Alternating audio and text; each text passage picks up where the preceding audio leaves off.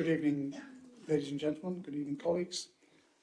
Welcome to what is, of course, the last cabinet of this civic term. Usual thing, we have no fire drill or anything planned this evening, but in the event of the fire alarm going off, we will exit at the two fire exits and assemble out in the car park. So without more ado, we'll go on to apologies for absence. I've got apologies from Councillor Mrs Pell, who I think is the only absentee. Yeah. Okay, thank you. Move on to item 2, declarations of interest. Are there any declarations of interest from anyone? Councillor Cunningham. Thank you, Chairman. As it's mentioned in several of the reports, can I declare a non-pecuniary interest as a member of Essex County Council, please? Thank you. Thank you, Councillor Cunningham. I similarly will declare the same non-pecuniary interest as a member of Essex County Council. Any other? No? Okay, thank you. Move on to item 3, minutes of the previous meeting, the meeting held on Monday the 6th of February. They have been circulated. Are members of Cabinet happy that I sign them as a true record? Agreed? Agreed. Thank you.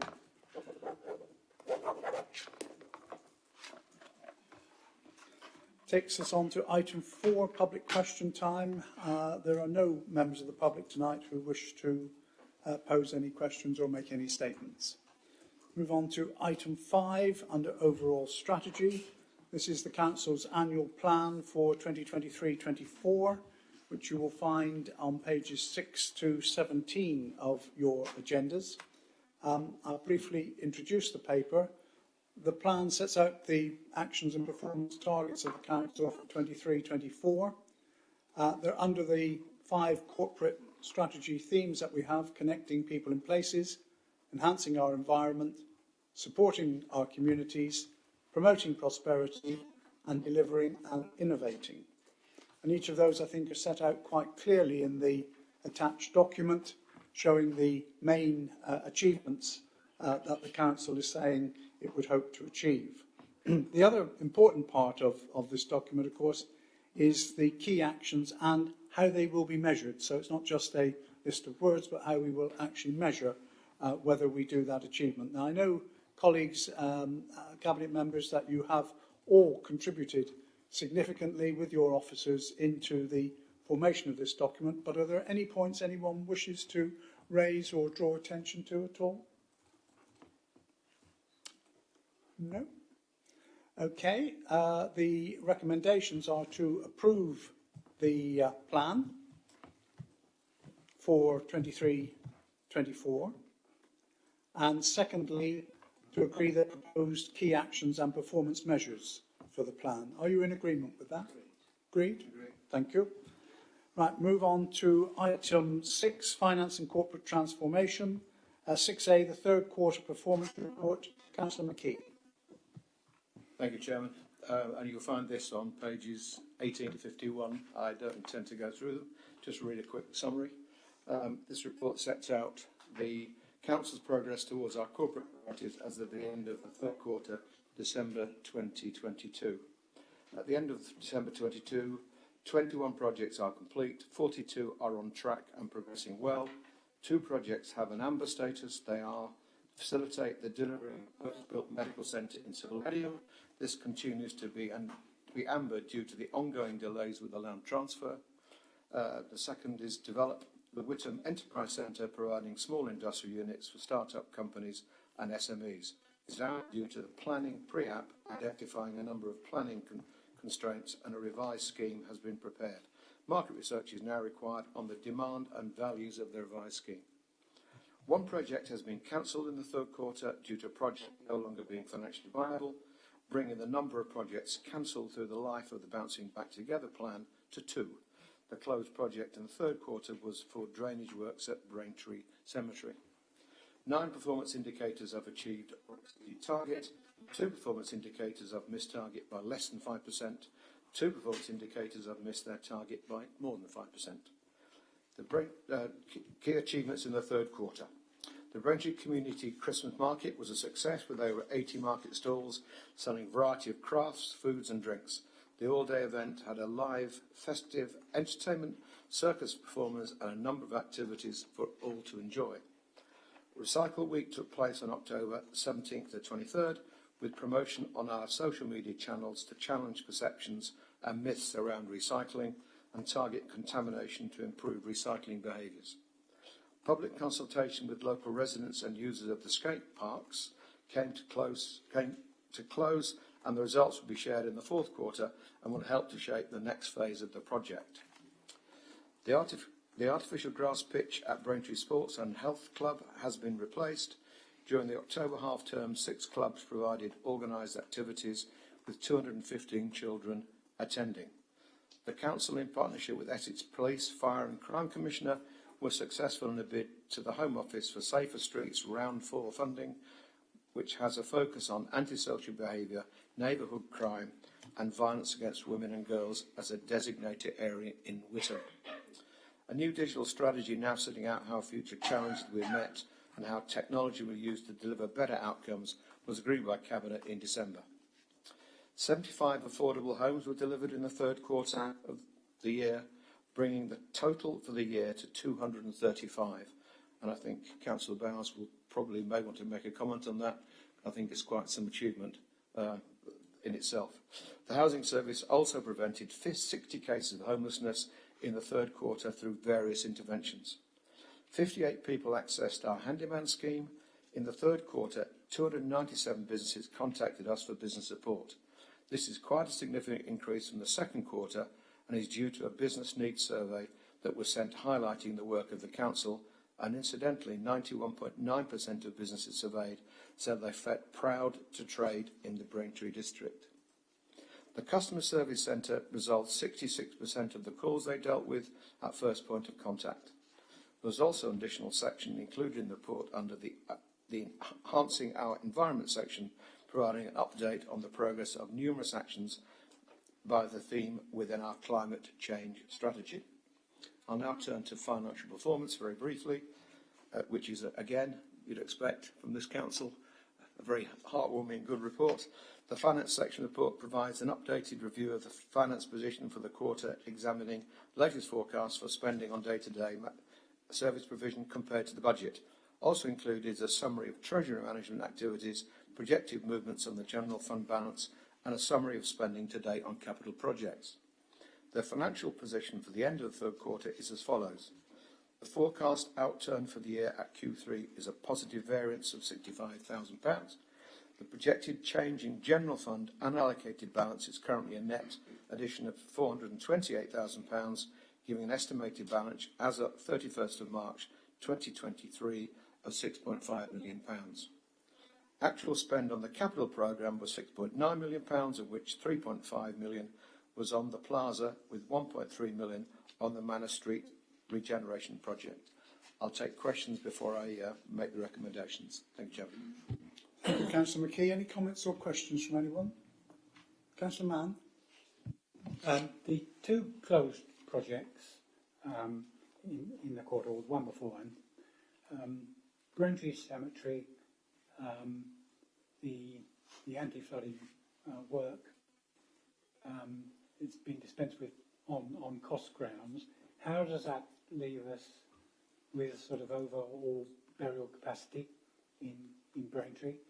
And the second one, the postponement of work at the Braintree and Housestead sports centres, the project is down as closed, will be considered for a future year's budget,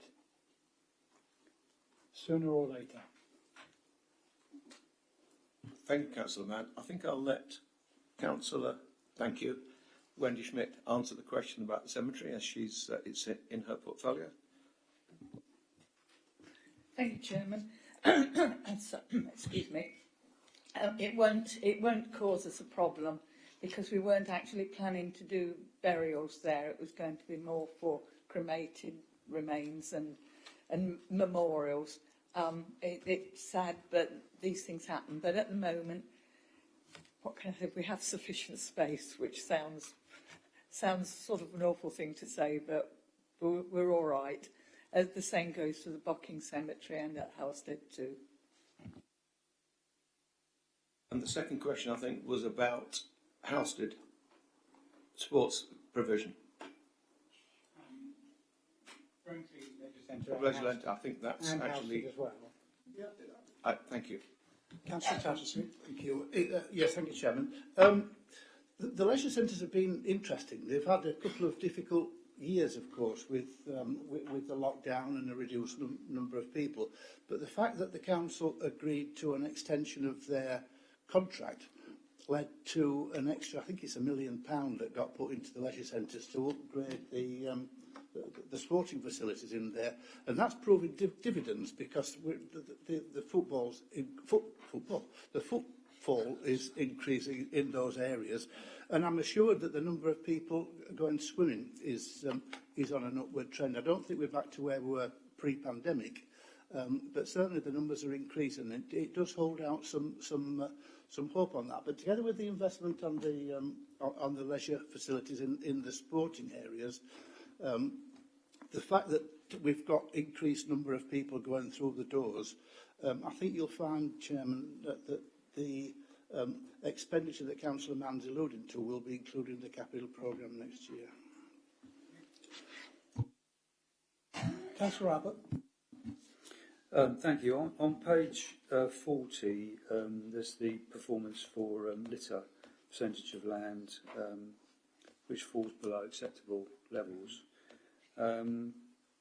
Appreciate it's not the council's fault at all, but the A12 remains in a disgraceful state, particularly around Witham and the Kelvedon bypass.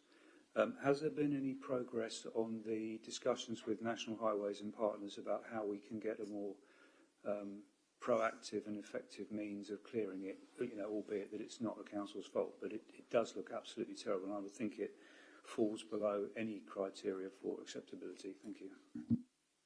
Again, I think I'll let Councillor Schmidt ask that question, but all she does, if you notice in the press this week, I think I've read, that Highways England are now recognising it's a national disgrace. It's not just here, it's motorways the worst.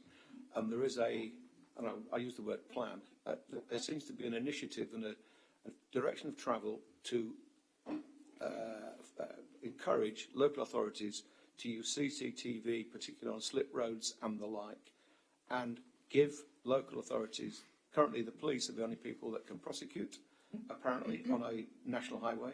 Local authorities can't, and there's a movement, it would appear, towards giving local authorities, and I don't know whether that's at the second tier or the third tier, to take action against litterers, including increasing the fine, I believe, to £1,000 rather than the niggardly £50 or wherever it is currently. So I think you're speaking to the choir, wherever it is, that there is a recognition it is a national disgrace, and I think nationally there will be movement over the next term of this council, I believe, to do something about it. But I'll let Councillor Schmidt answer. Councillor Mrs. Schmidt. You haven't actually left me much to say, have you? I was talking nationally. Well, I was going to mention nationally too. The A12, as I'm sure members recall, again, it was from the lead from Braintree. As usual, we're at the head of the game. We think it's appalling, so we approached all our other colleagues along the length of the A12. It's not been easy. Not everyone wants to engage and feels about things the same way we do. It is progressing, that's all I can say, and it's certainly, if it doesn't happen, it won't be for the lack of our trying and our will. And yes, certainly nationally it's suddenly become the hot subject. Sadly, it has done in the past, and things happen for a while. We're just a pretty disgusting nation, quite frankly.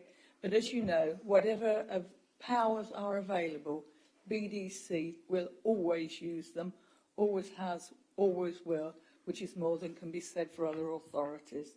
Thank you, Chairman. Thank you, Councillor Schmidt. Any other comments or questions? Councillor Bowers. Thank you, Chairman. As Councillor McKee mentioned it, I think it's a challenge not to actually talk about the great numbers of the affordable housing delivery that we are seeing again this year. As Councillor McKee mentioned, in Q3 we had 75 completions, sitting at a total of 235 completions for this year. So we are going to exceed the total again again this year. Last year we hit the 417 number, which was the highest number that this authority has ever delivered. I don't think we're going to quite hit that number again, but we are going to be significantly over the target of 250, and I think that is a great place to be, and credit all the work we do.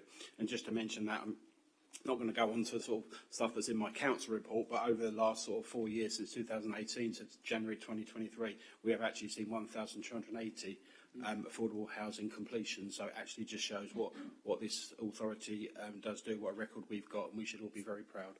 Thank you, Chairman. Thank you, Councillor Bowers. Councillor Tattersley.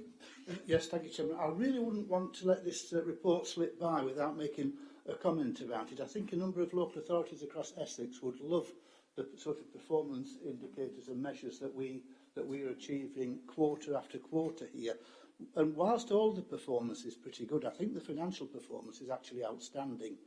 When we look at the challenges we faced during this last quarter, whether it's inflation, reduced footfall in the leisure centres and car parks, the interest rates, the work that we did with officers and cabinet colleagues through working through the finances and performance delivery is now clearly showing remarks, and I think we should commend the officers for their work on that. Thank you, Councillor Tattersley. No other? Councillor Key, do you want to formally move the recommendation, please? I do. Before I do, I'd like to recognise Tracy Headford, who does. I mean, this report is put together by Tracy, and as you can see, I mean, she writes most of the stuff I've just read out. So she supports the cabinet member especially to get this crisp and accurate report crystallised into a summary. And I think you'd recognise that she does her and her team do a fantastic job in managing the performance. And I think if you notice that Councillor Button said, measuring our performance against the plan is becoming an important part of our delivery mechanism. I'll now move the recommendation, and that is in recommendation 2.1, to note the performance of the Council for the third quarter, October 2022 to December 22. I so move. Thank you very much. Is that agreed, colleagues? Agreed. Thank you. Move on to item 6B, to consider the award of a hybrid mail contract. Councillor McKee, and this is on pages 52 to 56 of your agenda. Thank you, Chair. This is a good news story about trying to cut costs for and make a performance improvement. A summary of the contract for the implementation and provision of hybrid mail service to undertake printing, fulfilment and mailing services for the revenues, benefits and electoral registration services. The services will include services laid out in the report, e.g., and I won't go through them all, but daily print and mail of personalised council tax, business rates and bids, bills and correspondence, personalised local tax support notifications, annual bill printing processes, daily print and mail of personalised electoral forms, letters and canvas communications, bulk print and mail of personalised electoral registration forms. Currently, this printing is delivered in-house, and the finance team account for most of the items posted around 181,000 at a cost of £90,000 a year, at franked post only. The electoral registration services estimate another 55,000 to 60,000 items per year. In addition to the annual billing, it's expected that 288,600 of ad hoc daily items per annum will be routed through this contract. This will predominantly impact on revenues and benefits and governance sections and demonstrations of the system, and considered the time to take to print direct and any additional pressures this may cause. The procurement was undertaken by competitive tender, and through a Crown Commercial Services framework, 3 bids were received, of which 2 did not meet the minimum standards. 2 options were considered. The first option was to procure the proposed solution, and that's the recommended system option. However, to maintain the ability to revert back to the current solution at the end of the initial term, if the benefits are not delivered, the existing system were kept in place. The second option, to do nothing but not recommended. The benefits delivered are detailed in the report and include cost savings, increased security of data, assurance and data matching, and most importantly, it supports remote working and off-site working by staff. If approved this evening, it is anticipated to commence the contract on the 1st of May 2023, with electoral registrations mid-May following elections as the first major user. The success of the one-year trial will be dependent on whether the anticipated savings have been delivered in year one and the delivery of the performance indicators set out in the report. Happy to take any questions. Thank you, Councillor McKee. Any comments or questions, anyone?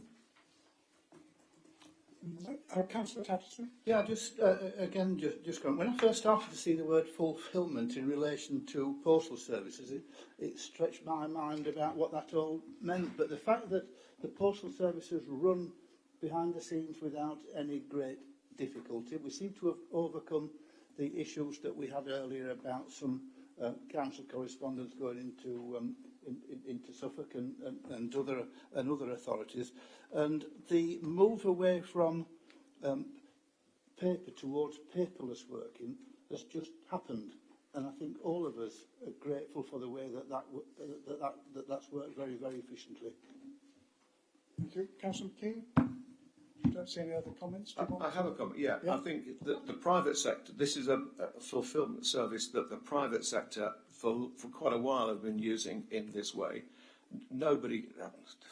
Very few companies now keep what's known as a mail room. You know, we all used to work, you go downstairs, they've disappeared by and large in the private sector.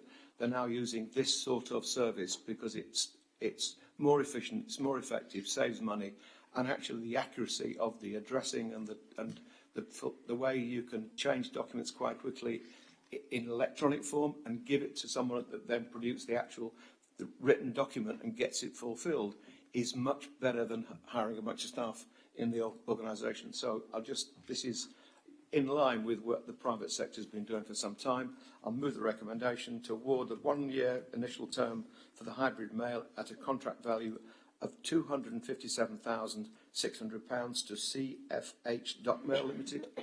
The second is to delegate authority to the Corporate Director Support Service in consultation with the Cabinet Member for Finance to extend the above contract for up to 41 months at the expiry of the initial 12-month contract as allowed within the contract, subject to successful delivery of the initial one-year term as identified in paragraph 3.10. I so move. Thank you. We've had discussion. Are you happy to agree with that? Agreed. Thank you very much. That then takes us to agenda item 7 under the economic growth heading, 7A, Economic Growth Strategy 23 to 28 and Action Plan. This is on pages 57 to 80 of your report, and Councillor Cunningham will introduce the paper. Thank you, Chairman. I'll be relatively brief because the economic strategy has been worked up over some time and has had considerable member involvement and involvement from other partners as well. The economic strategy went out for consultation around 4 specific areas of focus: infrastructure and connectivity, resilient business support, inclusive people and skills, and sustainable green economy. We now have an action plan that sets the course to deliver against that strategy. I'm very pleased, Chairman, over the last 2 administrations that the economic strategy of this authority has been focused and tailored towards supporting emerging sectors and understanding the sectors in our local economy that will help provide well-paid jobs in the future. On the agreement of this action plan, you will see that if this administration is returned, where the focus of attention will be, and we would look forward to moving forward full steam ahead. I once again thank and congratulate officer involvement in the preparation of the strategy and the action plan, and again a key focus of returning administration's priority will be ensuring that this authority's economic development function remains full and comprehensive and able to face the challenges of the future and to continue to justify the praise it's received over recent years in supporting the local economy. I would like to move the recommendation on page 57 of the agenda pack, which is to agree the economic strategy and the action plan to go with it. Thank you, Chairman. Thank you, Councillor Cunningham. Any comments or questions at all? Councillor Abbott. Thank you. There's reference to promoting businesses moving to waste to energy. That's quite a broad sort of basket of potential technologies, but it doesn't specify specifically what it is. I mean, does the council have a view to what specific technologies that might be? Sorry, just guide me which page you're on, Councillor. I've got a note here, it's page 94. I think that might be the internal page number on the report on this strategy.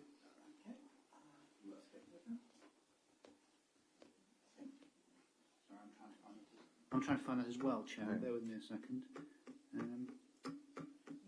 94. No, it's got to be the actual report. It's on the, yeah. Sorry, on the actual report, the colour one, I think that's what we're talking about. Yes, page 94. Yes, Got here it. we go. May well Right. ask, through you, Chairman, maybe ask Emma Goodings, actually, if she might like to provide Fine. some background into that. Emma? Thank you. Good evening, members.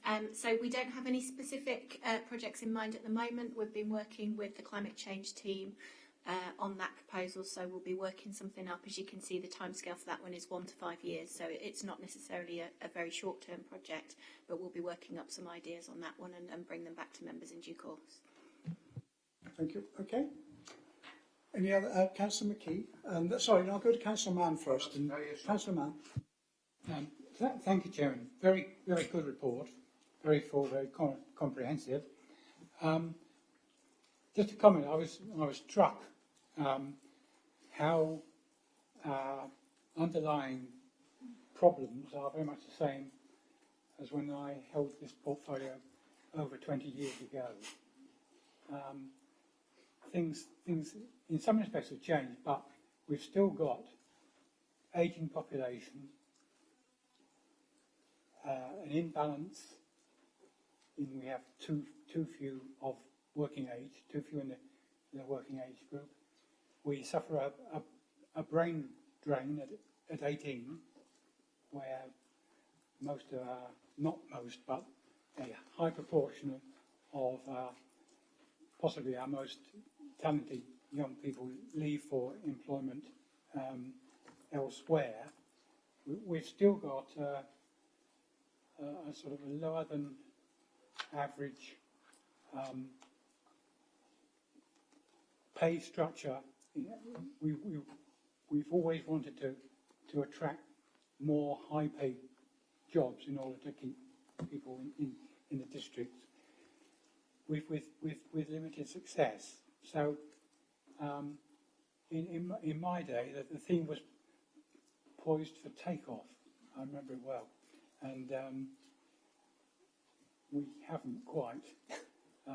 So all the best in addressing these challenges in the coming years. Councillor Cunningham. May I just respond to that? Thank you. No, and I agree with everything Councillor Mann has said. I think we still suffer from two chronic deficiencies in this part of the world. One, lack of suitable, resilient transport infrastructure, bearing in mind our close proximity to London, to Cambridge, to the Port of Harwich, to London Stansted Airport. I keep repeating this, but I'm afraid it's the case, and just maybe one day government may just listen on that. Also, as Councillor Mann alluded to, yes, there is a brain drain, lack of skills in the immediate area. Hard-working local population, willing to work population, unfortunately, too high a percentage of our residents are in low-paid jobs. I do think it is getting better, and the extent to which we can intervene is limited, but I think you are starting to see that a greater coherence between the private sector, public sector, and the education establishments in particular in this area over the last 10 years. And I think that's been partly helped in terms of vocational skills with the fact that Braintree College has moved on leaps and bounds since it's been part of Colchester Institute. I think that's an important part. But I would say that turbocharging some of these issues, local government can only do so much. It requires national government's interventions, and I have to say, as a politically neutral point, I'm not quite sure that successive governments have ever quite risen to the challenge of innovation and the jobs of the future. Perhaps maybe taken a slightly short-term stand. Pleased that there's now a Department of Innovation, but perhaps maybe we could have been having these conversations 5-6 years ago, but sadly we were involved in other matters regarding our relationship with the continent. But I appreciate Councillor Mann's frustration looking back, but I do sense hopefully that we will be able to turn a corner, but it does require government to invest in the north of Essex, based on the assumption that when they do invest, the return will be sizable.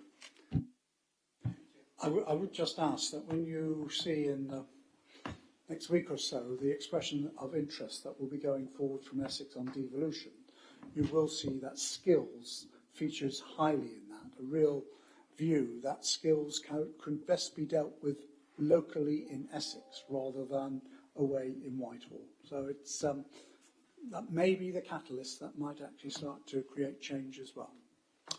Okay, any other comments or questions? Councillor McKee, yes, that's right. I just want to, actually on the same subject, I mean, there are some worrying numbers in here which are good and bad, and particularly the income of people that go out of the district against the income of people that work here, which, and it's quite stark. It's, you know, almost 20% difference in their weekly pay. There's some good news in it that the productivity is increased.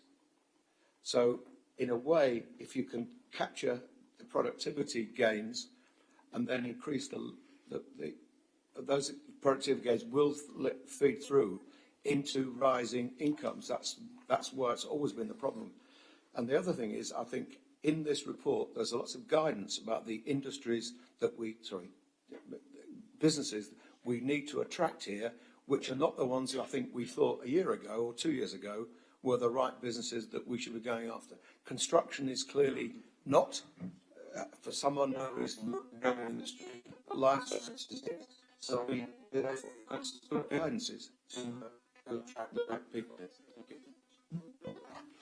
Okay. Thank you very much. Councillor Powers. Thank you, Chairman. Yeah, I welcome the strategy. It's very good, very detailed, and from my point of view, following on from the discussion about the skills area, obviously because it comes under my portfolio, I think it's definitely not from the want of trying. In regards, we know there's issues with skills, but there is so much work going on into it, and I just welcome this action plan that's coming with a strategy. For the inclusion of the digital side of things, but also the career pathways, because I know from our work on the Education and Skills Board, one of the challenges we've always felt is sometimes the careers advice and out of schools and working with the providers on that. So I think with the career pathways and anything that we can do to enable that, as well as wider sort of government and county council support as well, I think it's very, very, very key. So I just welcome the strategy and welcome the action plan, because I think we've captured a lot of key things here that can really make a difference. Thank you, Chairman. Thank you, Councillor Powers. Councillor Cunningham, do you want to say anything else? Nothing else to add. Thank you very much. Okay, the recommendations are contained in paragraphs 2.1 and 2.2. Happy to accept the recommendations? Agreed? Thank you. That then takes us on to item 7B, the North Essex Economic Board Business Support SPF programmes. Might be worth just telling us what SPF is for people who may be watching. Thank you, Chairman. The SPF is the Shared Prosperity Funding, of which we have an allocation, and along with our partners across the North Essex Economic Board, we're looking to invest this money into a pooled programme of business support. And the percentage of allocation is dependent on the extent of the initial Shared Prosperity Fund, with project deliverables for each of the local authorities dependent on the percentage allocated. So, for example, Uttlesford have chosen not to be part of this project, therefore they would not have any percentage of the deliverable outcomes. Chairman, this is obviously a paper that we need to agree in terms of a governance process. I will just say, as a small aside, particularly as you mentioned devolution in our discussion on the last paper, very pleased with the way that the North Essex Economic Board has developed and grown over the last 4 years. I think, if my memory serves me right, the initial meetings were here in the first quarter of 2019. Councillor Gagan Mahindra was the portfolio holder for Essex County Council in those days. I think I may be one of the last ones standing from that initial tranche of politicians. But bearing in mind the work that was done, the innovative work that was done through the pandemic in particular, and subsequently has received national attention for its innovative approach and its outcomes. The business support landscape is a very crowded landscape, tended to be conflicting offers, not necessarily adding value. I think by working together across a larger economic area, we are able to deliver higher quality, better and more efficiently, more relevant to the needs of businesses, and that's particularly pleasing. As a local authority, we've come a very long way from when we were providing business support through Ignite Business Enterprise at Springwood Drive. And, of course, things have changed immeasurably in that 5-year period as well. So I think that bodes well for the next 4 years, particularly against a wider conversation of devolution. But for the purposes of this evening, the recommendations are on page 97, recommendation 2.1 and 2.2, which is allocating the 73,000 from the Shared Prosperity Fund allocation of Braintree District Council, and then delegating responsibility to the Corporate Director to award the contract. Thank you very much, Chairman. Thank you, Councillor McKee. Any comments or questions at all? No, you're happy then to accept the recommendations? Agreed? Agreed. Thank you. Takes us on to item 7C, which is at page 102 to 114 of your agenda. And this is the scrutiny report into, when I bring up the correct title, scrutiny review into markets and associated events within the Braintree District 22-23. It was under the chairmanship of Councillor Mrs Garrett as chairman of the Community Development Scrutiny Committee, and I'll ask her if she would like to introduce the paper. Councillor Garrett. Thank you, Chairman. Yes, I would. Traditional markets are part of our heritage and have played a significant role in towns and cities for centuries. However, their central community role is threatened by changes in retail trends, public sector cuts, regulation, which has an associated cost, and the lack of transport for people living in rural areas. For the majority, the absence of a regular market is unthinkable. But it's recognised that this is not always cost-effective for the council, so it's a bit of a dilemma, and the Community Development Scrutiny Committee would like to encourage the council to continue to find ways to bolster these traditional and much-loved events.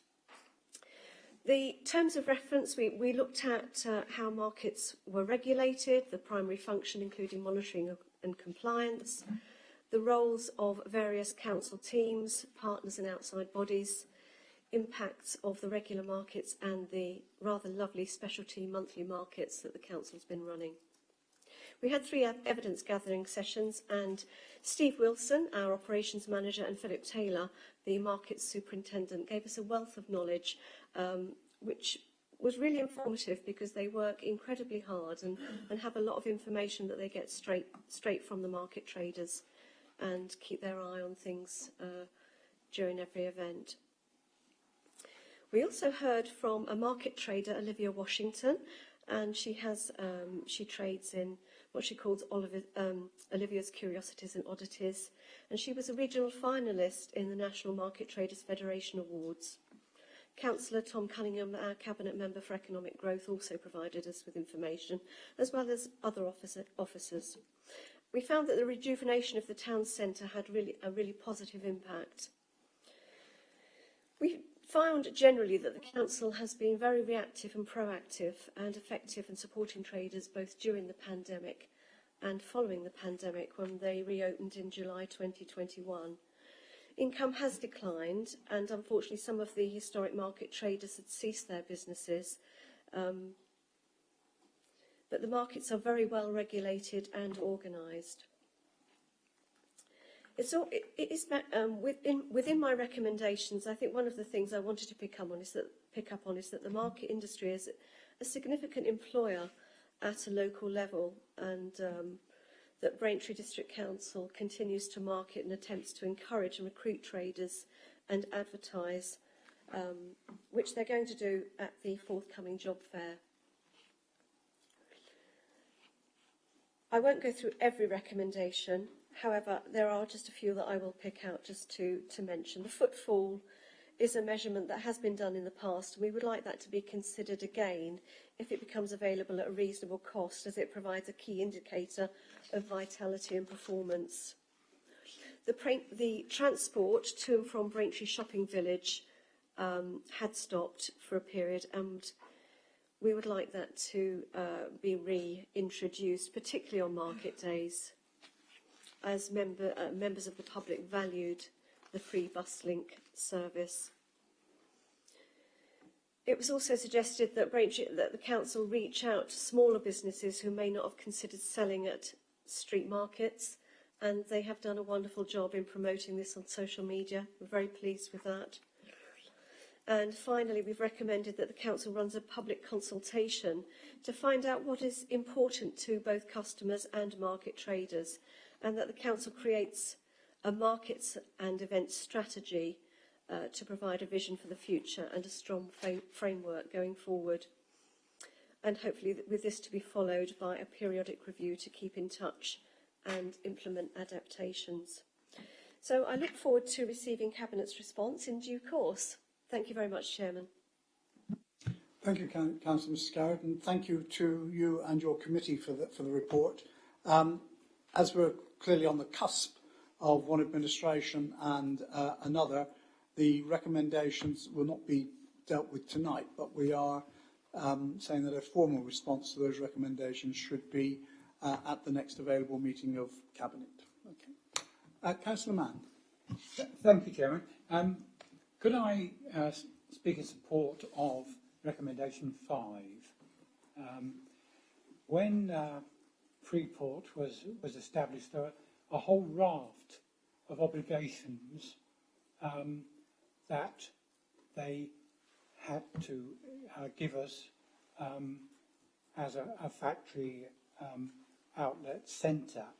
And this two-way free transport from the town centre to Freeport was one of them, a very, very important one of them. We didn't want then to see Freeport in competition with the town centre, but complementary to it.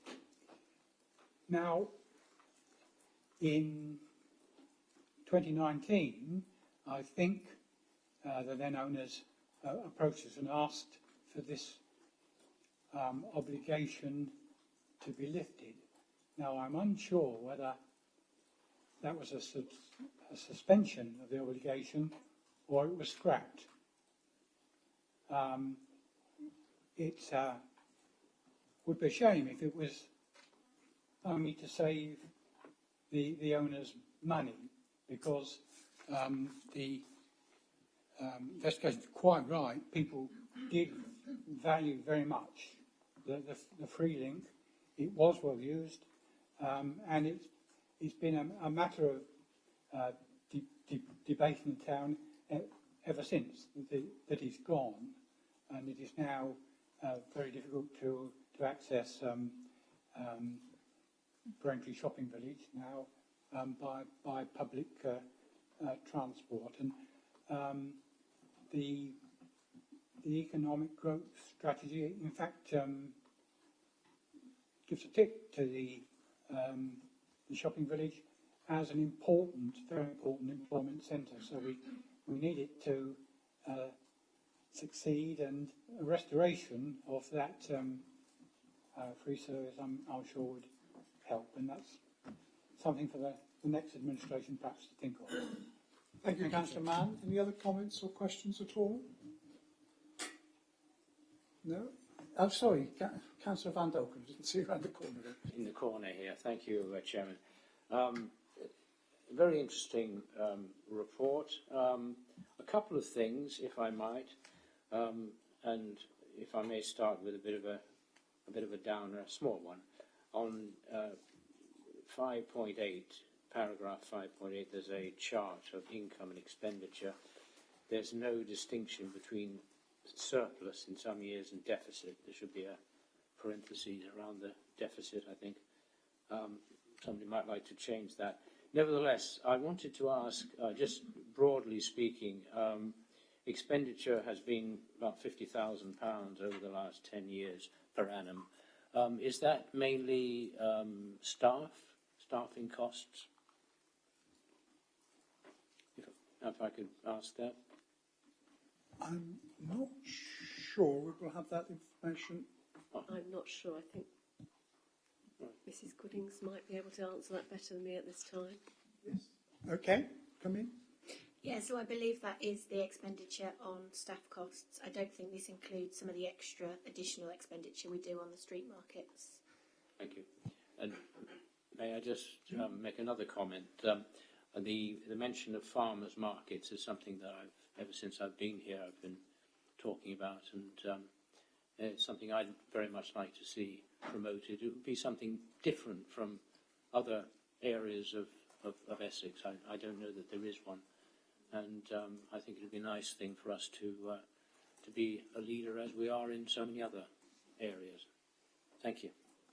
You want to come back, Councillor Scott? Yes, we did look into farmers' markets, but we've actually found that a lot of the villages are have their own markets, and I don't think that it would add any value, given the cost that we put into them, to run a separate market actually in Braintree ourselves.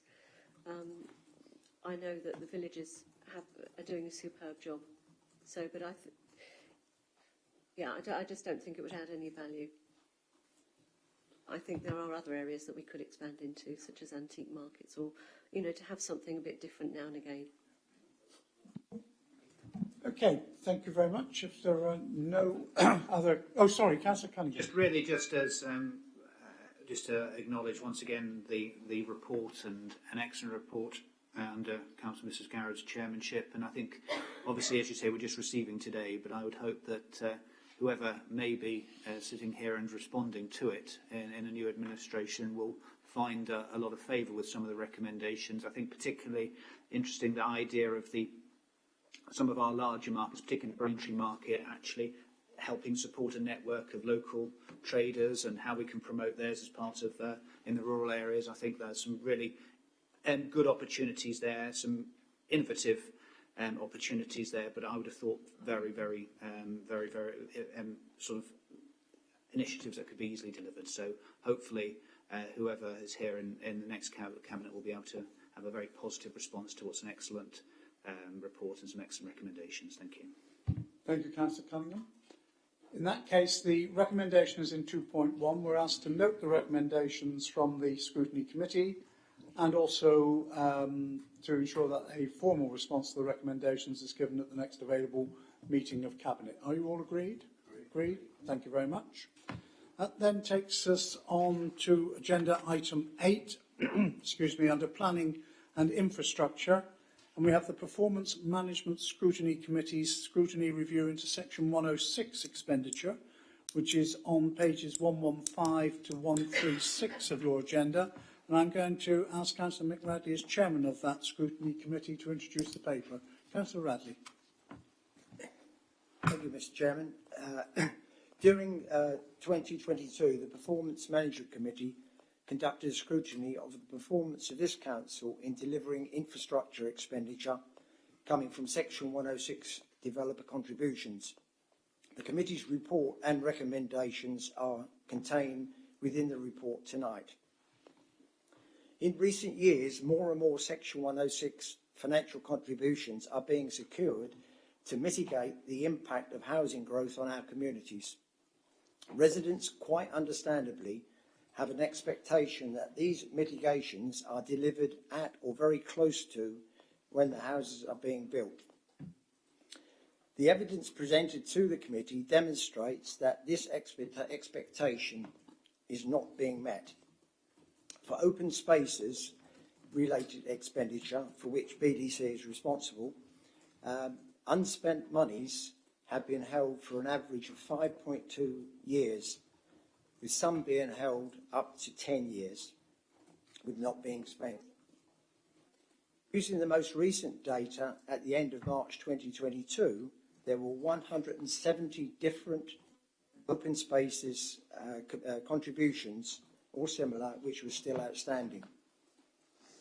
At the end of March 2022, the overall level of funds being held by BDC was £7.3 million, an increase of 32% in just 2 years. With further increases in the rate of housing delivery in the coming years, it is expected that there will be a growing income from Section 106 contributions. This will add further pressure on the rate of delivery of expenditure if action is not taken. Faced with this situation, the committee has compiled a series of recommendations designed at securing support for actions and commitments to improve this performance and speed up the project implementation. These are detailed in the report presented to Cabinet for consideration. At this stage, I would like to take the opportunity to thank officers for their work in supporting the committee by providing background information and evidence to help us conduct this scrutiny. Whilst the committee has raised significant concerns about the pace of delivery, I would like to emphasise that this is not a reflection upon the quality of work or the commitment given by officers who are very professional, capable and doing a great job working with the resource constraints that they have. I'd just now like to make a few comments regarding the recommendations and the Cabinet response. On recommendation 1, which relates to the organisation and the level of resources, I welcome the small increase in the monitoring officer's time by 1 day per week to increase working with parish councils. However, this is merely scratching the surface of what is required overall. During the evidence gathering, the committee were informed that there was no specific resource dedicated to the delivery of 106 expenditure. Resources are shared across a range of activities depending upon priorities. I understand and agree that this is the right approach to give maximum flexibility and efficiency. However, the slow pace of delivery of Section 106 projects, given the slow pace of delivery, either there isn't enough overall resource or the projects are not being given a high enough priority, or indeed a combination of both. To accelerate the pace of delivery of Section 106, both of these need to be addressed. Unfortunately, I cannot see anything significant in the Cabinet response to address either of these two issues.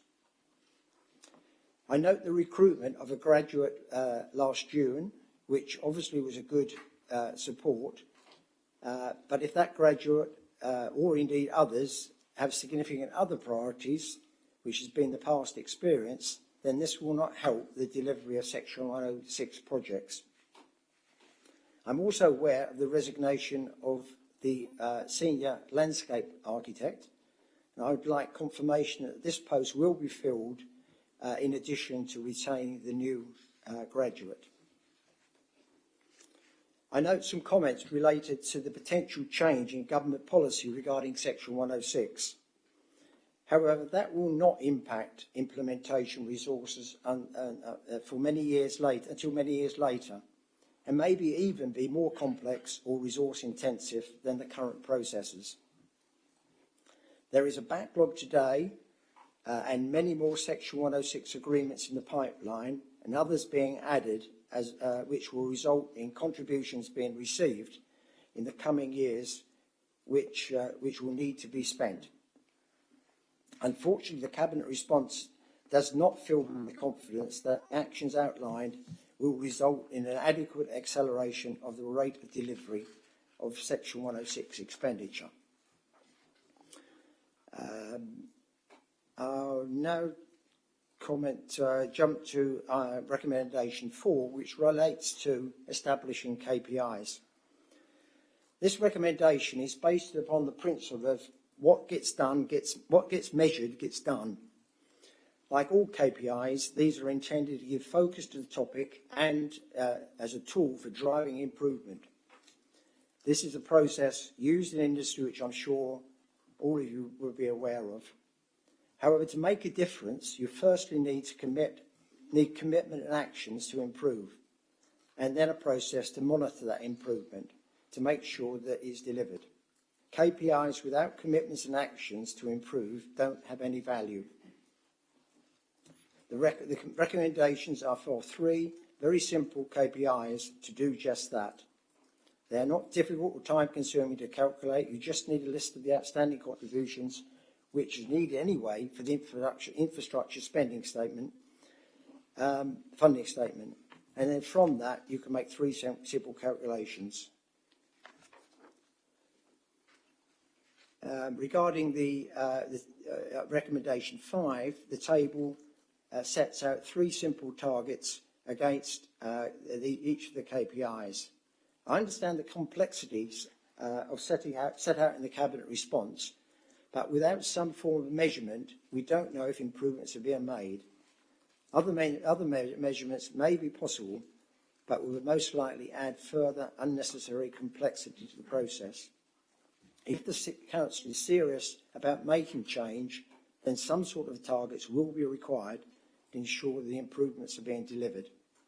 I believe that these are the simplest way of measuring, albeit with some limitations, if the Council is going to go in the right direction. Moving on to recommendation 7, I'll make no comment, just to say I agree with the proposal that's put forward by Cabinet on that item. Quite happy with that. Also, on recommendation 8, I'm pleased to see that the Council intends to build on the work it does with parish councils, and I'm sure what is proposed will help. This is clearly helpful, but not a solution to the overall problem.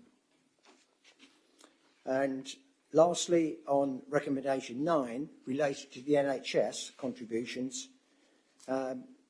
it seems that we all share the same concern, which is good, and I agree and acknowledge the Cabinet response on that, and echo the same comments, and be quite happy to join in a letter, if required, to support a letter to the NHS to put forward our case.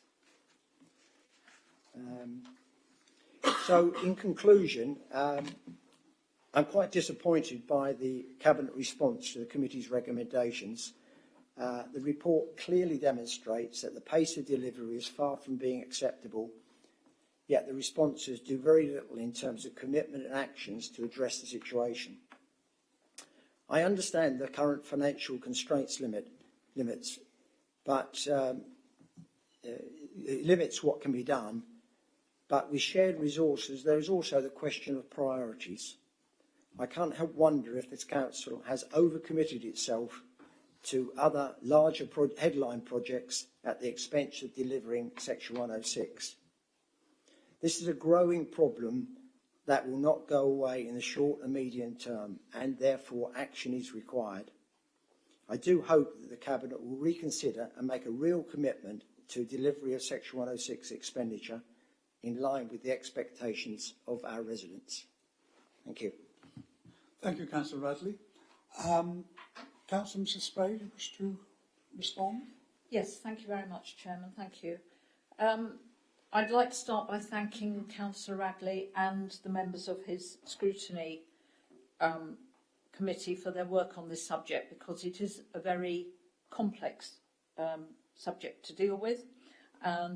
They undertook a very detailed investigation, and I would like to join him as well in thanking officers for the time they gave, because they did put a lot of work into providing evidence for the committee, and that's very much appreciated. I also note and welcome his comment that the report's not a reflection at all on the quality of the work done by our officers, and I would second that.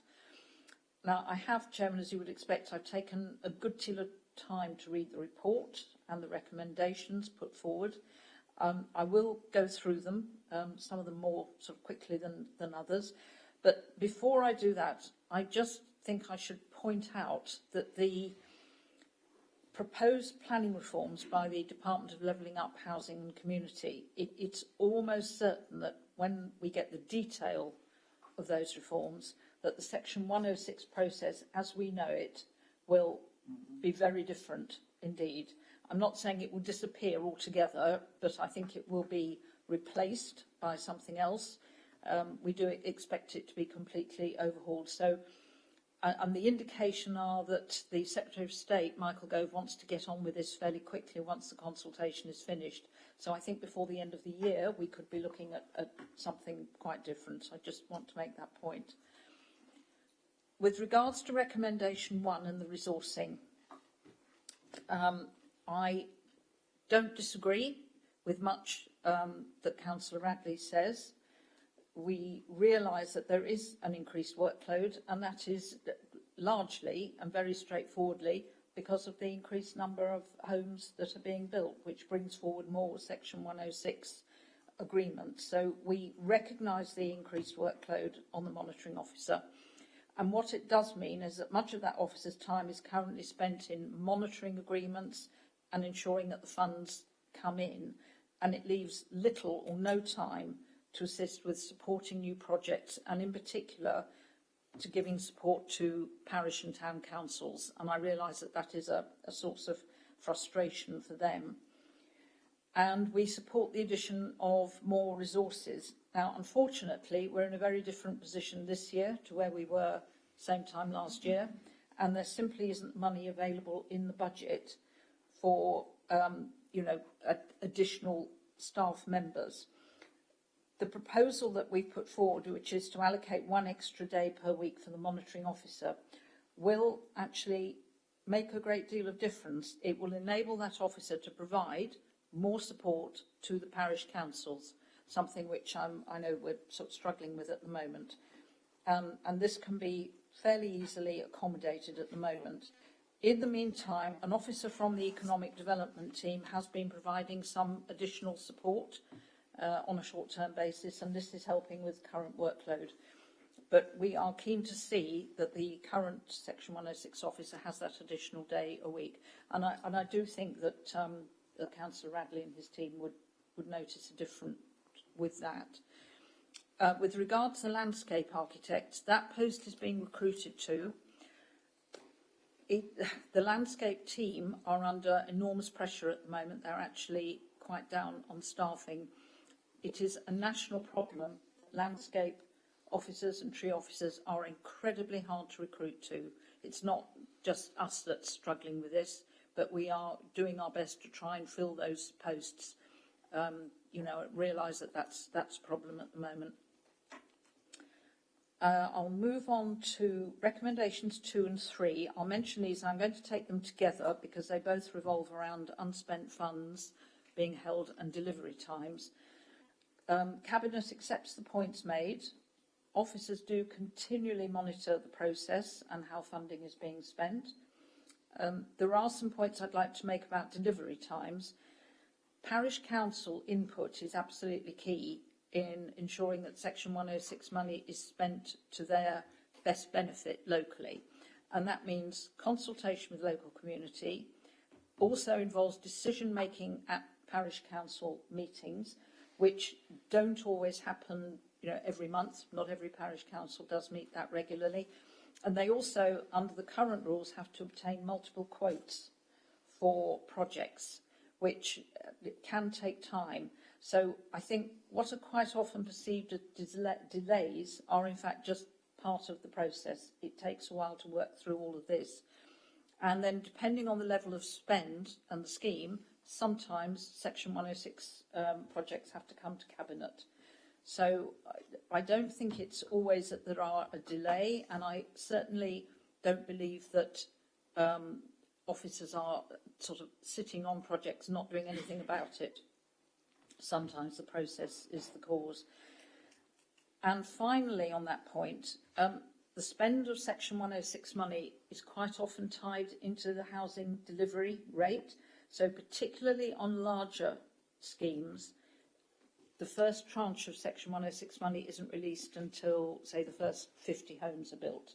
And then the next tranche when the next 50 are built, and so on.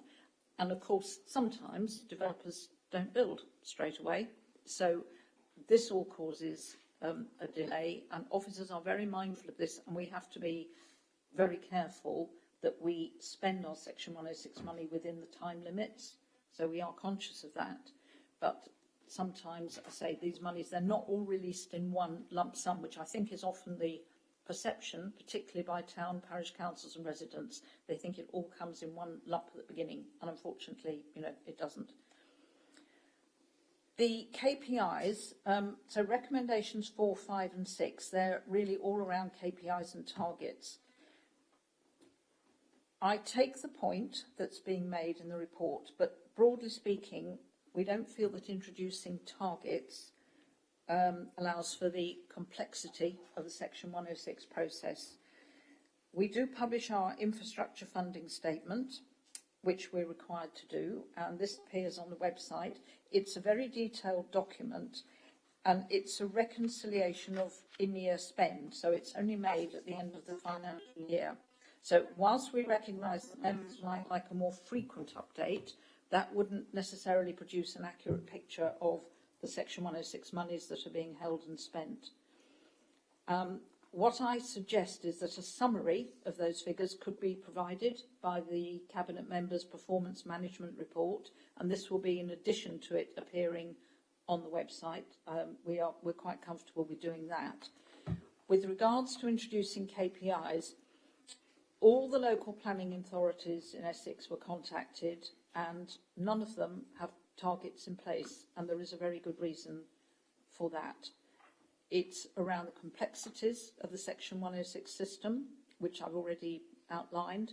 It just isn't considered to be practical or measurable to have KPIs on Section 106. And I think the fact that nobody else in Essex, I can't speak for the rest of the country, but I imagine that probably we get a similar answer elsewhere. And I do think that introducing the KPIs, it could become a stick to beat us with. And when I say us, it would actually be officers largely bearing the brunt of it. And I think that there is also a risk that in trying to meet targets, there would be a temptation to sign off smaller, less complicated Section 106 projects, which would then risk some of the more complex, larger sums of money not making their time limits. I think there would definitely be a problem with that. Now, at the moment, to date, this council has not had to hand back any Section 106 money to developers, which you have to do if you run out of time, and we certainly would not want that to be the case. There's a lot of detail in the agenda report under response to recommendation 5 on the KPI, so I don't think I'll say any more than that, other than we don't believe it's in the public interest to implement such targets at this time. Recommendation 7, yes, I'm pleased Councillor Radley accepts that recommendation, which is that we don't want to publish specific details of how much money is outstanding on the website. We don't particularly want to hand that information out to developers, but we are, on the other hand, happy that the total amount of unspent funds for each parish should be published. Actually, that information is already available if anybody asks, but we are comfortable with actually putting that sort of more limited amount of information on the website. Recommendation 8, training, absolutely agree. And we are suggesting that following the May elections, because whatever happens, there will be quite a number of new councillors, that we introduce some training for all members, but also for town and parish councils. And I think that clarity, would be welcome. Happy to do that. Recommendation 9, yes, the perennial problem of NHS funding, and the recommendation that we should engage with the NHS at a senior level. Well, we do. Believe me, we do. But it is something that comes up quite often. So, yes, I'm suggesting that I and Councillor Radley, as the chair of the Scrutiny Committee, write to the chairman of the Integrated Health Board, expressing our concerns, and I think that might be at least a start and a good way forward. And just finally, recommendation 10, changing the name of the Open Spaces Action Plan. Well, we agree. This has exercised our brains quite a bit. The suggestion is that it becomes the Potential Open Space Improvements, or POSI, I suppose. Bearing in mind that this is an official council document, I'm afraid you're not going to get anything terribly exciting or whizzy in the way of a title. So that's what we're suggesting. It's possibly more appropriate. But I will come back to the point I made at the start, which is we are expecting considerable changes to Section 106 arrangements, which may well impact on the Open Spaces Action Plan, as we call it at the moment. It may become something different. We shall have to wait and see. So, Chairman, the Cabinet recommendations are set out on page 117 of the agenda, and they are 2.1, that Cabinet is asked to note the recommendations of the Performance Management Scrutiny Committee as set out in Appendix A of this report. And 2.2, Cabinet is asked to approve its response to those recommendations as set out in Appendix A. I so move, Chairman. Happy to take questions. Thank you, Councillor Stroud. I'll throw it open now to general discussion. Any comments at all, Councillor Abbott? Councillor Mann. Thank you very much. This is a very important report, great detail, and obviously a lot of time spent on it tonight for that reason. And I think what it boils down to is, with the very big increase in housing development, obviously the services and benefits that go with that need to be delivered, and as I think all agreed are, the council's, for various reasons, not just its own problems, but external factors, is not managing to keep up. And I think it's particularly important when so many new housing developments, particularly it's in the area I represent or nearby, have very few on-site services, so the benefits are off-site. And so the delivery is not being made by the developers themselves. Someone else has got to do it. The two areas I think are of particular importance are health, which I won't go over again. We all know what they are, Silver End, Whittam, etc. But also, I think very crucially is this issue of the parish councils, and I declare I'm chairman of Parish Council of Rivenall, and how the council works with the parish council, not just in delivery, but at an early stage, and identifying what would be a benefit. And certainly in our parish, we have a particular project, which I won't go into the details of, which is in the Open Spaces Action Plan, but which this council has persistently ignored, actually, in terms of talking to developers about delivering. So I think, as Councillor Radley put, there's some major issues here for us to deal with, and I hope we can, in a cross-party way, to get a much better outcome. Because if we don't, simply those things which we need to be delivering to go alongside the housing are simply not going to happen. Councillor Mann. Thank you. Can I add my support, cross-party support, to what's been said about recommendation 9, the NHS funding? I mean, the problem is that their tariffs are too low, and so every development secures quite a small pot of money. In order to achieve anything, you've got to have 4 or 5 pots of money. That's why it takes so long. It can be 10 years before enough money is accumulated to achieve anything. So somehow they've got to be encouraged to increase their tariffs on developers, and whatever comes post 106 agreement has to incorporate that as well, or we'll be in the same position. Really, I think developers get away with sort of blue murder in their contribution to National Health Service facilities in general, and they most certainly ought to be increased. Thank you, Councillor Mann. Any other comments, Councillor Tattersley? Yes, thank you, Chairman. I mean, I share the frustration about the NHS, and I don't think we're asking for large enough contributions either. But I still can't understand, firstly, why we can't ask for staffing costs out of the contributions that are made, and apparently there are rules preventing that, but I've never seen any, and that will seem to make sense to overcome the staffing difficulties, like we do with the capital projects. We do put some funds aside for staffing. And the second one is that there seems to be quite strict rules that you can only spend the money from the NHS on new buildings, when in fact we're crying out for increased facilities in existing doctors' surgeries or in health centres like the Whittam Health Centre and so on. And I don't know who makes those rules, whether they are done by agreement or whether they're statutory rules, but that does need to be looked at, I would suggest, because if we can provide facilities in doctors' surgeries, increase facilities, then clearly that's going to take the pressure off a normal GP consultation.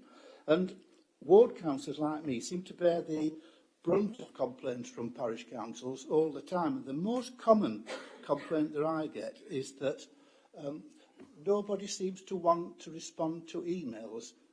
I've had that personally. I've gone weeks trying to get an answer about different issues. The rest of the council have quite clear standards about how quickly they respond to emails, but that doesn't seem to be happening in respect to Section 106. Thank you. Any other comments at all before I ask Councillor Mrs Spray to respond? No? Councillor Mrs Spray. Thank you, Chairman. Thank you, Councillor Abbott. I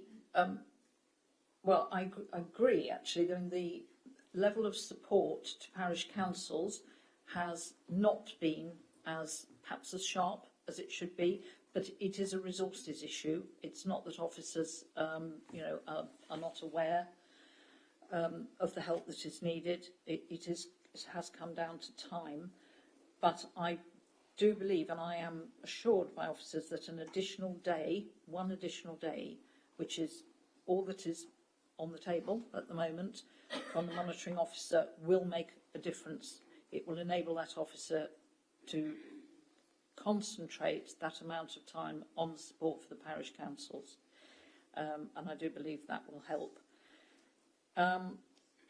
Councillors Mann and Tattersley, NHS funding, no, it isn't enough. I mean, it's something that the planning committee, let alone anybody else, frequently raises, that the amounts asked for are seemingly too small, and the point is well made that you have to wait for another development to come forward before you get a bit more, and then another one for a bit more, so it takes longer. The letter that I'm proposing Councillor Radley and I write, it will obviously be a polite letter, but it will be very firm, because this is not the first time that we have had to raise this about their seemingly impenetrably complex formula for coming up with the monies they ask for, and can we see some movement on that? Councillor Tattersley, email responses. Actually, I'm going to support officers in this. It does come down to timing and resources.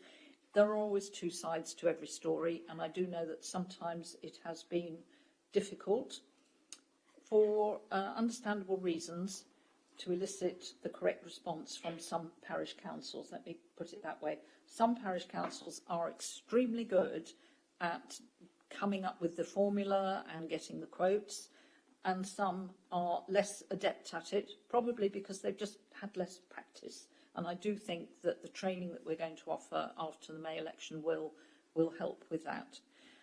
But I'm confident, Chairman, that the recommendations and our response to them that we're putting forward this evening will help with the whole process, and we will just have to wait and see what the government come up with a little later on. Thank you, Chairman.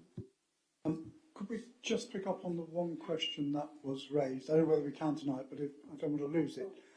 The issue of, can we add staff costs to the thing? Sorry, apologies, I've forgotten about that. I'm actually going to ask Emma Goodings to respond on that one, please. Thank you. Emma? Thank you. So in terms of monitoring, we charge a monitoring fee of £300 for each Section 106 agreement, and that goes towards paying for the monitoring officer role.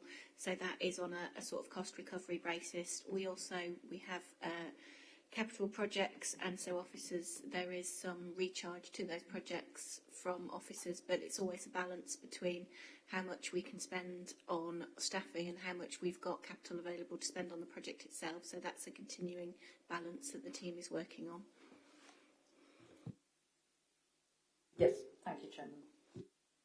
Okay, I think then that brings that conversation to a close. There are recommendations that have been moved by Councillor Mrs Spray. Are you happy to accept them, members of Cabinet? Agreed. Thank you.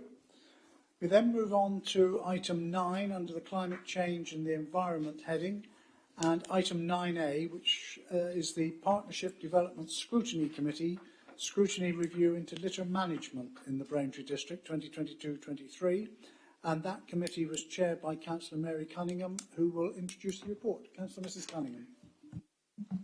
Thank you, Chairman.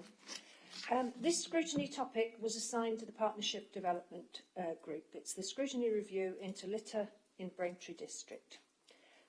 It's a fairly lengthy report because we had a considerable amount of evidence that we gathered, which I wanted to capture in the report. But obviously I'm not going into all the detail, but we'll pick out a few key points. We're very pleased we had 4 main evidence gathering presentations within the programme of meetings and 2 further online contributions.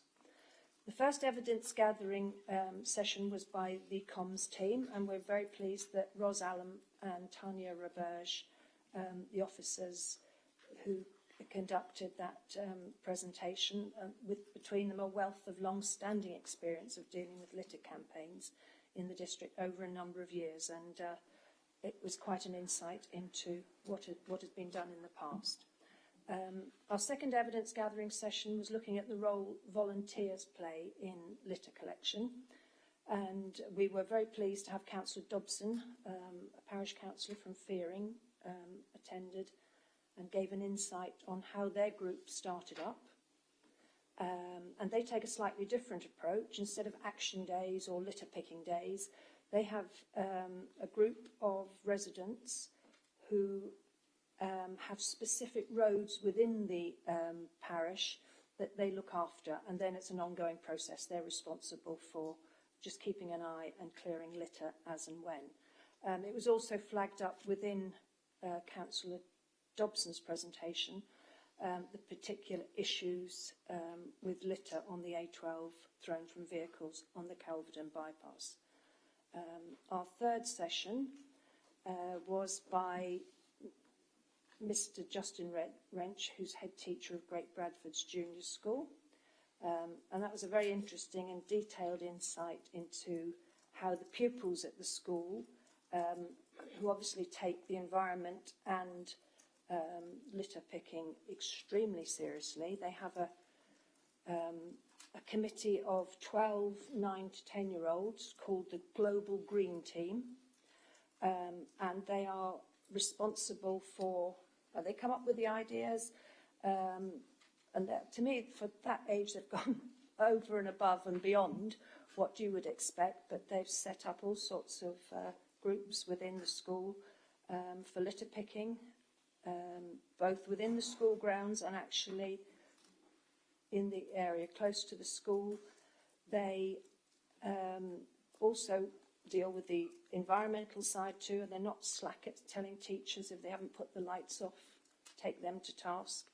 So they're very committed, and they have worked out too that where's the litter coming from, how is it getting into the school, is it children, and they've worked out that actually the bins themselves weren't great, litter blew out, so they've dealt with all that. So very, very encouraging from a young age that education is really working there. Then the fourth session was delivered by our operations team, and we had a presentation by Levi White and Steve Wilson. And I think the committee itself, we knew roughly what operations dealt with, but we were all had a good insight into how much is involved within the district in collecting litter and the challenges they face. And of course, one of the major challenges is the accessing the trunk routes, the A12 and the A120, and their work with national highways. We also gained a good insight into the partnerships with the volunteers and the parish councils too. In addition to the four evidence gathering where we had people come into the committees, we sent out to all parish councils a survey, and within the report you'll see the responses from the parish councils, and we were very pleased how many did respond. And it was interesting to see the same difficulties reported by a number of the parish councils, and that's formed some of the evidence of our recommendations. Most parish councils, well, in fact, I think all the parish councils praised the help and support that they received from BDC, with not just equipment but advice too. We invited a representative from National Highways to attend, but they weren't available. But you'll see within the report responses to questions put forward to them. It was felt that the responses, to say the least, were very brief.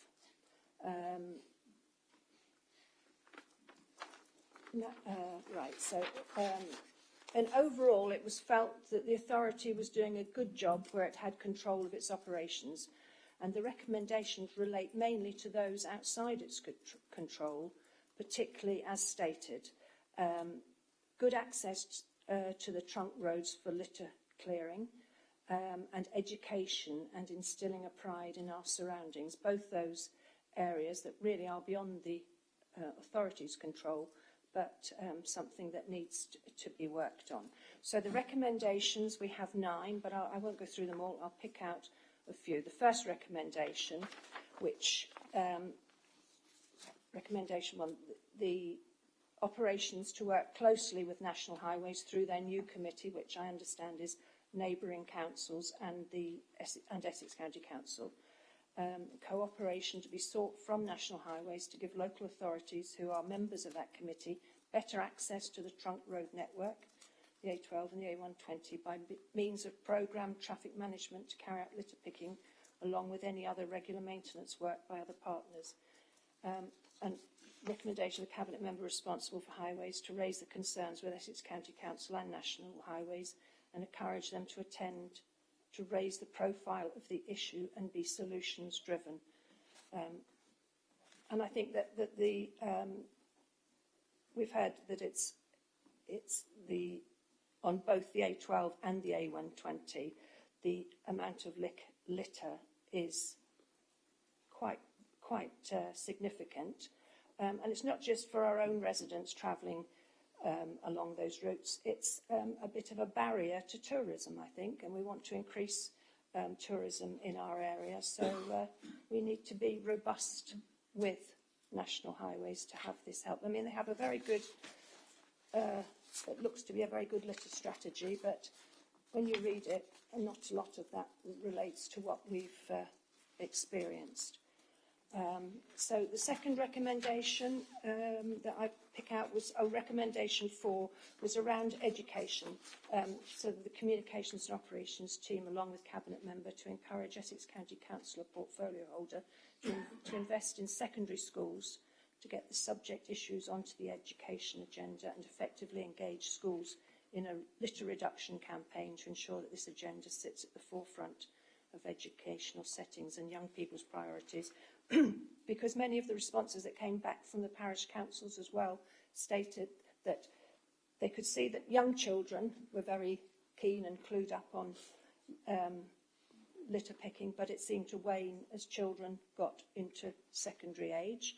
And then recommendation 5 is in relation to that, the Communications and Operations team, along with the Cabinet member, to encourage Essex County Council portfolio holder again to invest in an education programme with all schools to design posters containing litter prevention information to be designed and made available for businesses, shops, leisure and tourism sites, pubs and restaurants, anywhere where litter would accumulate, and the availability of these posters to be promoted through the media. We believe this recommendation will be a low-cost initiative that will give residents and businesses the power to display promotional literature to discourage littering. And the other one I picked out was recommendation number 9 in particular. This came about from several evidence sessions that we, portfolio holder, liaises with the local government association to lobby the Secretary of State to look at imposing much greater fines to act as a real deterrent excuse me, for both dropping litter and fly tipping, so that it truly identifies the environmental crime that it is and identifies the perpetrators of the offence. And I think that was all I wanted to pick up. But just finally, to, as it states there, to thank those who attended and helped with the evidence and the enormous input from the officer team and also from the governance support. Thank you, Councillor Mrs Cunningham, and thank you to your committee for the report. As with the report from Councillor Garrett's committee, we will just note the recommendations tonight and again ask for a formal response to be made at the next available Cabinet meeting. Having said that, though, I will now throw it open for comment and discussion. Councillor Mrs. Schmidt. Thank you, Chairman. Yes, as I'm not in the position to formally respond. Unfortunately, I didn't have the opportunity to address the group, and so I would like to take the opportunity now to thank them all very much, Councillor Mrs. Cunningham, the group, and obviously all those who attended and gave evidence.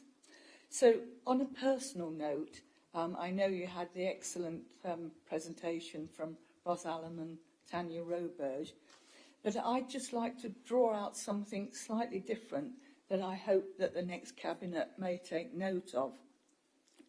And that is the number of national awards that Braintree District Council has won appertaining to all our anti-litter campaigns. Over the 13 years that the Green Heart of Essex campaign has been running, we have won every single category that Keep Britain Tidy has had, indeed being overall winner above all the categories. And indeed, I was selected to be the Environmental Councillor of the Year in 2014. We have also won or been runners-up in many other national awards, for example, from the Municipal Journal. Based on all of the exposure that we have had from all of these winnings, we were invited to give the keynote presentation to Keep Britain Tidy's 60th Jubilee Conference, which was an absolutely enormous conference up in Liverpool, and that was a great honour indeed. Also because of it, I was invited to appear on Panorama with Dame Joan Bakewell, talking about our national problem of litter. And also I and the ops team took part, a very active part, in Margaret Mountford's 5-day programmes on this dirty nation. And let's be right about it, we are. Go to the rest of Western Europe and do you see the same problem? And the answer is no. I was also invited to be speaker at Keep Britain Tidy's meeting at the House of Lords with members of Parliament and members of the Lords in the Churchill Room. This is probably the highest honour that I've ever had in my life. And again, it was because we were seen as the lead in action against litter. Our operations enforcement teams have appeared in quite a few films on various TV channels, as indeed have I, plus many, many radio interviews, some being very recent. We may think that the roads in Braintree district are bad, but recently I've been having to do a great deal more travelling than I would normally like to. And to be quite honest, I've never seen anything so bad as the A43 in my home county of Northamptonshire. This I thought was very ironic because a few years ago, when there were 6 or 7 councils in Northamptonshire, I was approached by their officers' working group because they were terribly keen to do our Don't Be or Are You a Tosser campaign, but were meeting fierce resistance from the relevant portfolio holders. So I had great pleasure in going up to Northamptonshire and telling the portfolio holders what we do in Braintree and how successful it had been. But they just didn't get it, to be blunt, and I think that is the heart of the matter. You have to have the political will to keep on at this week in, week out. It's not very glamorous.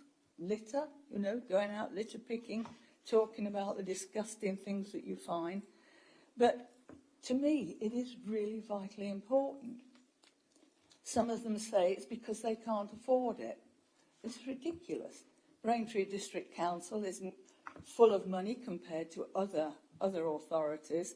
It's again a question of priorities, what is important. And it's all very well us campaigning locally, but with major roads, of course, we have people from the rest of the country coming through who don't seem to think it's a problem. As I already mentioned earlier, there is, thank goodness, national traction beginning to take place. But remember, if BDC were not always so ahead of the game, none of the invitations and awards that I have just mentioned would have happened. Councillor Mrs Cunningham talked about schools. Absolutely vital. It's been 19 years since I've been going into schools to talk about litter. And I have noticed over these years a sea change. Suddenly, the youngsters nowadays get it, and they certainly didn't 19 years ago.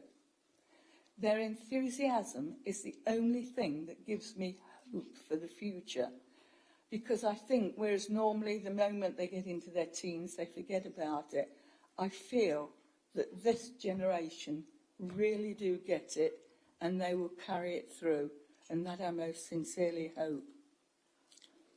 We have our See It, Report It campaign, and I'd love to think that every councillor and officer has had cause to use it and have fines been given out. But most of all, I'm glad of this opportunity to thank our absolutely brilliant operations and comms team for all of the extraordinary ideas that they've come up with and put into practice. Their innovation and enthusiasm is second to none, and they have made BDC as an exemplar. And just as a final note, today I had the delight in personally thanking Jane, our 500th Green Heart volunteer, in person, and that was very nice. It was delayed because of the weather last week. It wasn't a lot better today, but in that time we're now up to 525 of these extraordinary people who feel the same as we do and go out in all weathers trying to keep our district clean. So I say bless you, and long may you continue with your work. Thank you, Chairman. Thank you, Councillor Smith. I'm sure none of us will not fully understand your commitment to this over a number of years, and thank you for all the effort you put in, and I'm sure the staff have appreciated having the support of someone like you at Cabinet level to keep reminding all your colleagues of how important it is. Councillor Abbott. Thank you, Mr Chairman. It was myself who originally suggested this scrutiny review, largely because of the situation with the A12. But that's just a note in the context of, as has been already said, the much wider picture. And I too would like to thank the chairman of this committee and all those who participated. And totally agree with Councillor Mrs Schmidt about operations.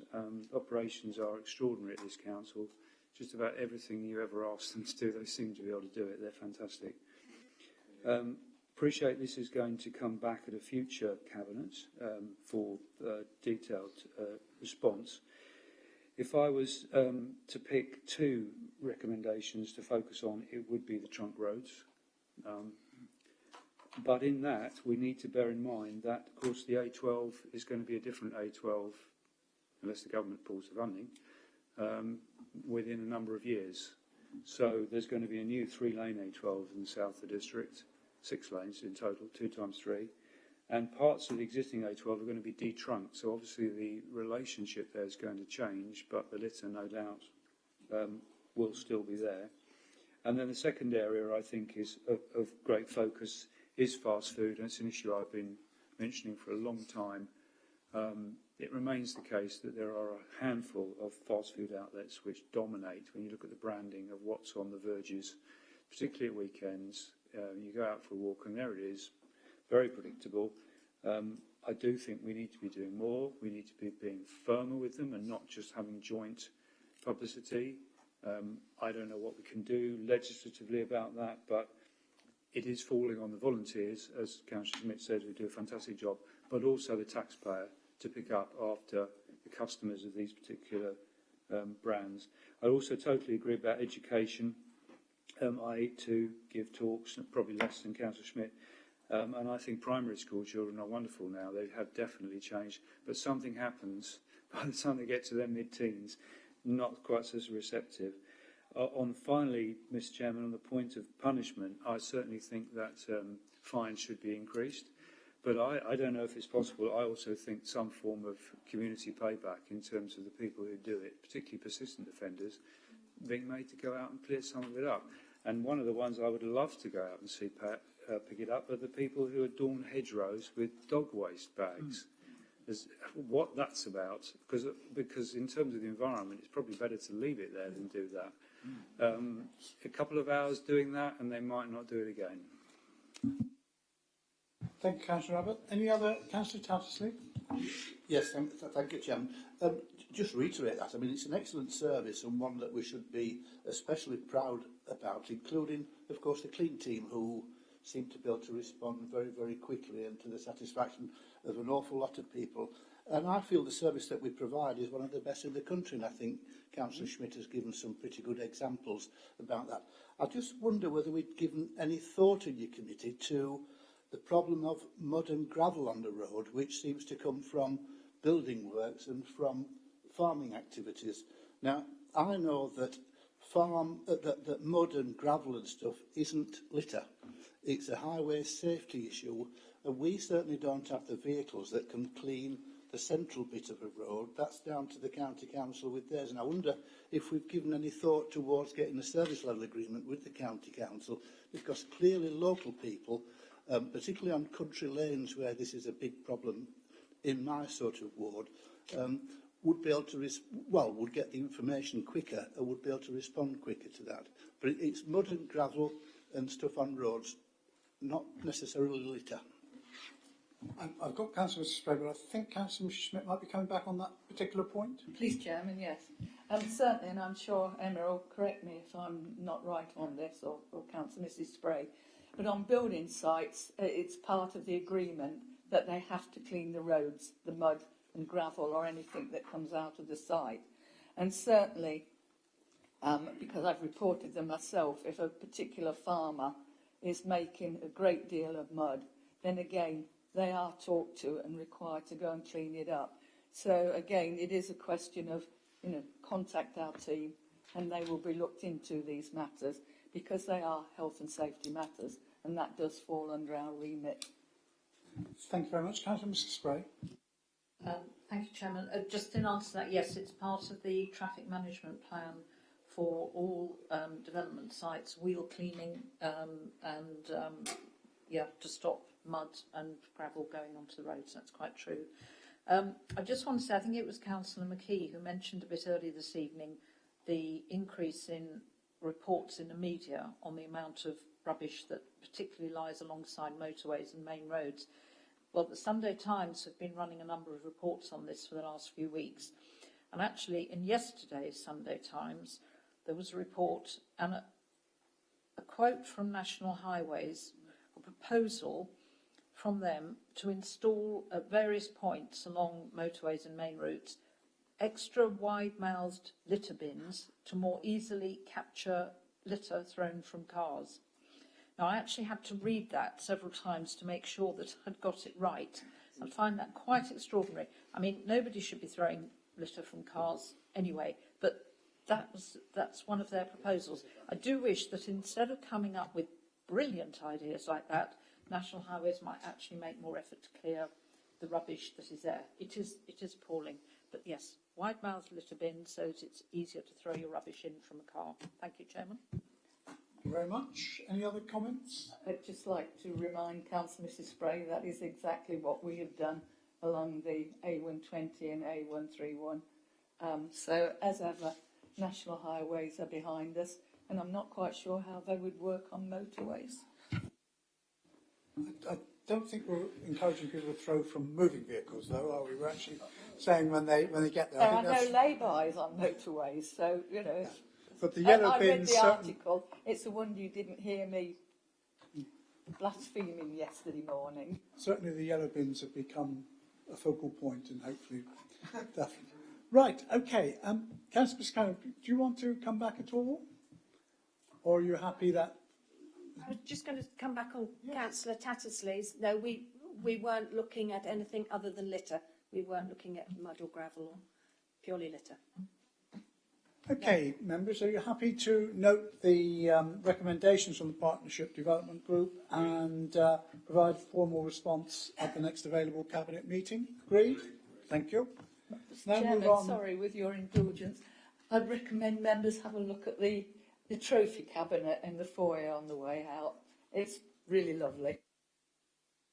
I think we've got the point, Councillor Smith. Right, I'm going to move on now to item 10, Housing Assets and Skills heading.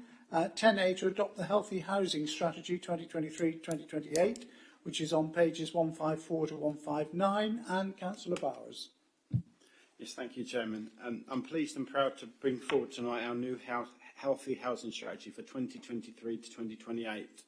Firstly, I'd like to put on record my thanks to Carly Jones, our Strategy and Business Support Manager, who has worked tirelessly on the strategy and is responsible for me being able to bring this before you tonight. And not only the housing strategy, but also the evidence-based document that really brings the strategy to life. As part of preparing for this important new document, ahead of a public consultation process, the Council held housing strategy workshops in October last year. These consisted of a cross-party members reference group, followed by a stakeholder workshop with 30 individuals from the NHS, our other local authorities, internal officers from key departments and representatives from the voluntary sector and housing providers. The purpose was to gather views on main housing issues across all tenures within the district. The feedback from these meetings influenced and developed the strategy before the draft version was submitted for public consultation.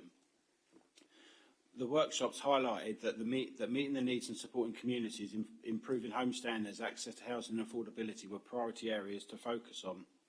A key theme identified through the workshops was that residents needed both immediate short-term support reflecting the cost of living, but also the need for creative measures to be implemented to explore long-term sustainable change, which would support future living cost and energy efficiency. It was important that these themes were brought into the new strategy. The aim of the newly named strategy is to promote homes that are energy efficient, sustain health and well-being and meet the needs of the growing population and build resilient communities with access to opportunities. It really is a healthy housing strategy. As well as supporting the build of new homes, the Council is committed to improving the district's current housing stock and supporting residents to live in suitable, stable housing. A more detailed action plan will be brought forward in due course. However, the Council will achieve this by working on its three key priorities for the next 5 years, which are, and as detailed in the report, to 1, enable a consistent programme of good quality homes which best meet the needs of the current and future residents. 2, support communities and enable housing across the district to meet the needs of all our residents, especially those that are vulnerable. And 3, improve access to and the quality of existing homes, including the private rented sector. The public consultation took place from the 13th of December 2022 to the 7th of February 2023, and this was key to producing the new strategy by seeking input into the strategy and the Council's approach to the development of new homes and improvements of existing homes, helping people avoid homelessness, and how the Council can strengthen the links between housing, health, the environment and the economy. I just pulled some bullet points out from the report that I thought was key to this and it was worth mentioning tonight. The consultation feedback consisted of a total of 246 responses. The responses was from every ward in the district, which was really good to see. Responses from resident staff members, private rented landlords, agents, community groups, affordable and social housing providers, and development, construction and planning professionals. The key themes were 80% of respondents rated reducing the number of empty properties in the district by exploring options to bring them back into use was important and the highest.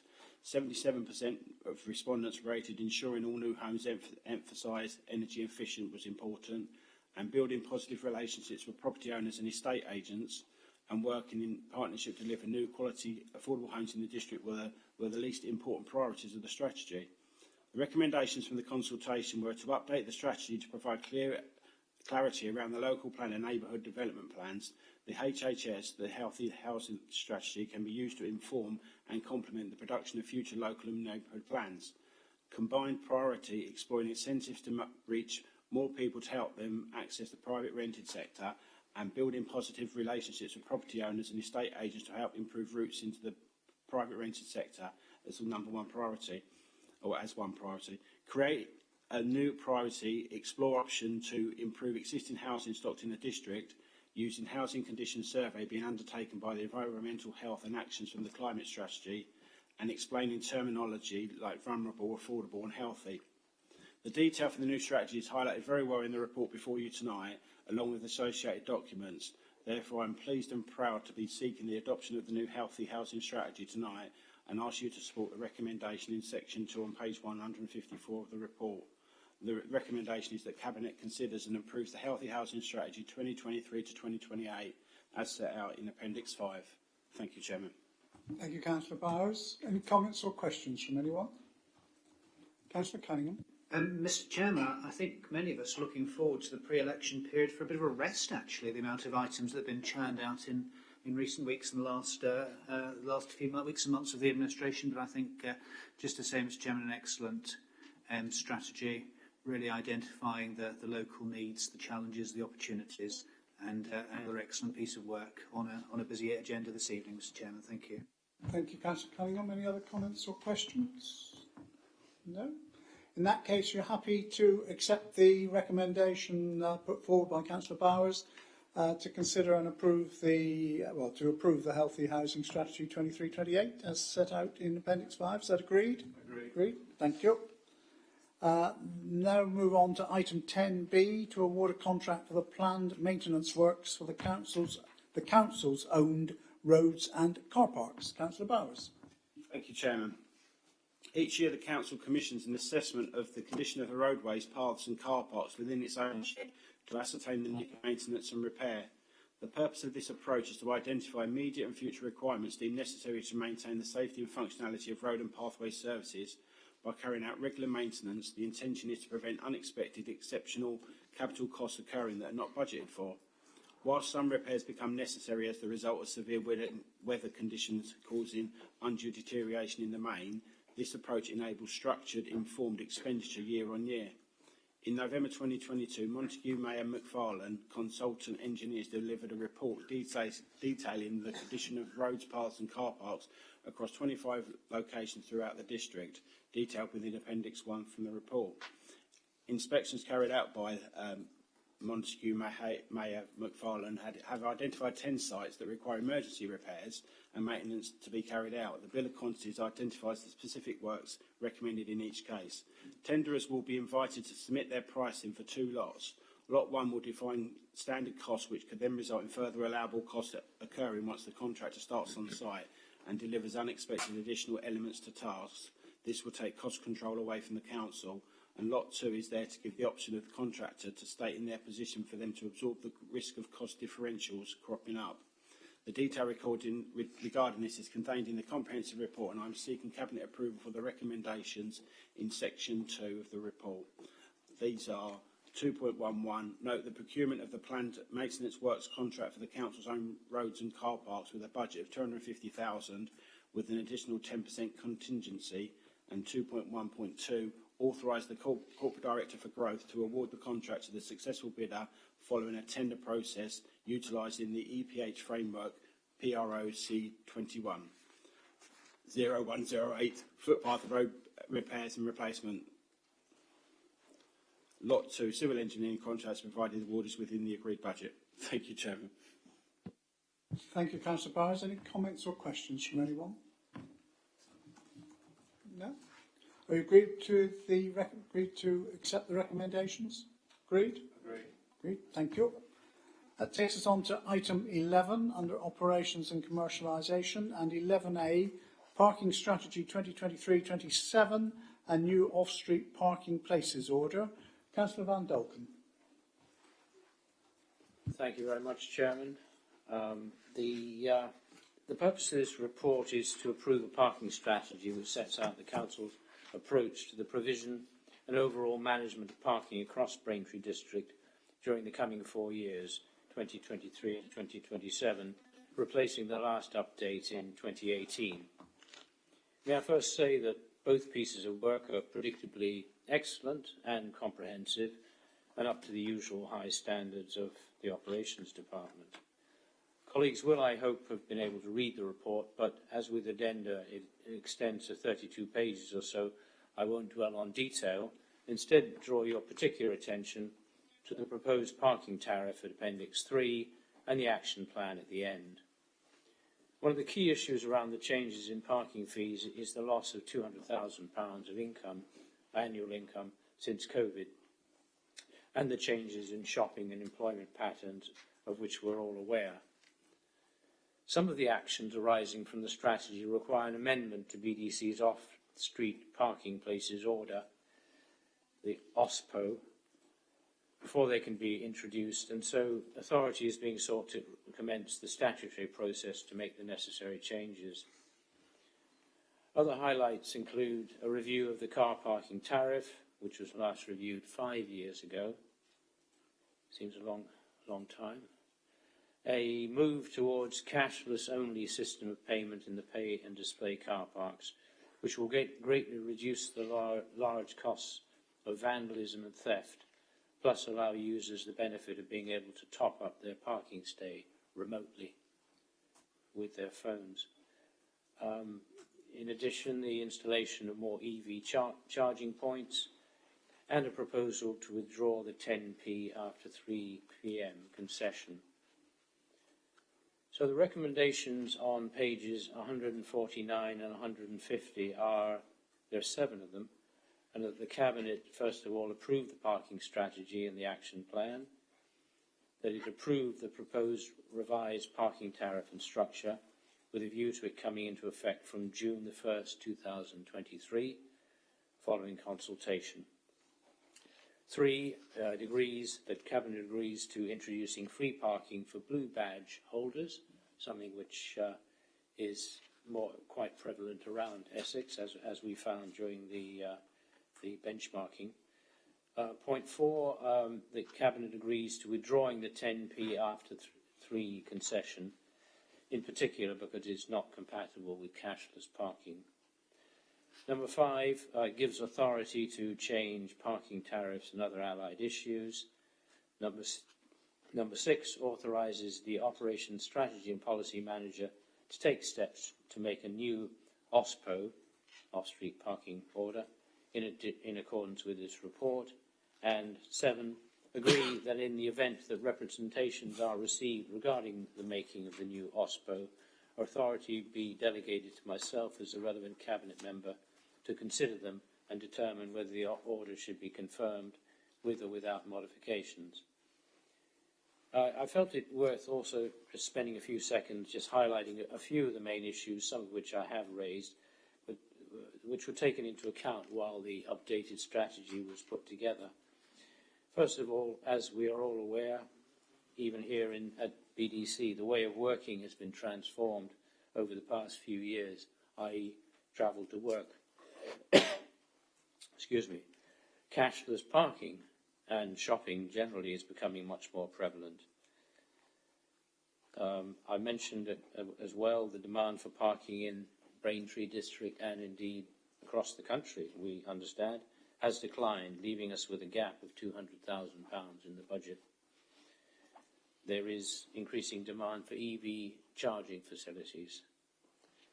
And an efficient, safe and affordable parking provision by BDC is important for the support of our town centres, especially after the works carried out in Braintree and planned for Witham. So the options are, 1, to do nothing, in which case there would be no parking strategy, no changes in the car parking tariffs for a further 4 years, and which would not address the current financial gap in the budget. And option 2 is to approve the recommendations, thereby addressing the financial issue, reflect the changes in parking behaviour, and bring us more in line, bring us more in line with other surrounding authorities. I ask Cabinet colleagues to approve the recommendation so we can meet the June 1st start date for the new tariffs and protocols.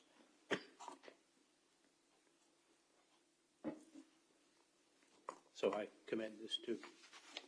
Thank you, Councillor Van Dolken. Any comments or questions on one?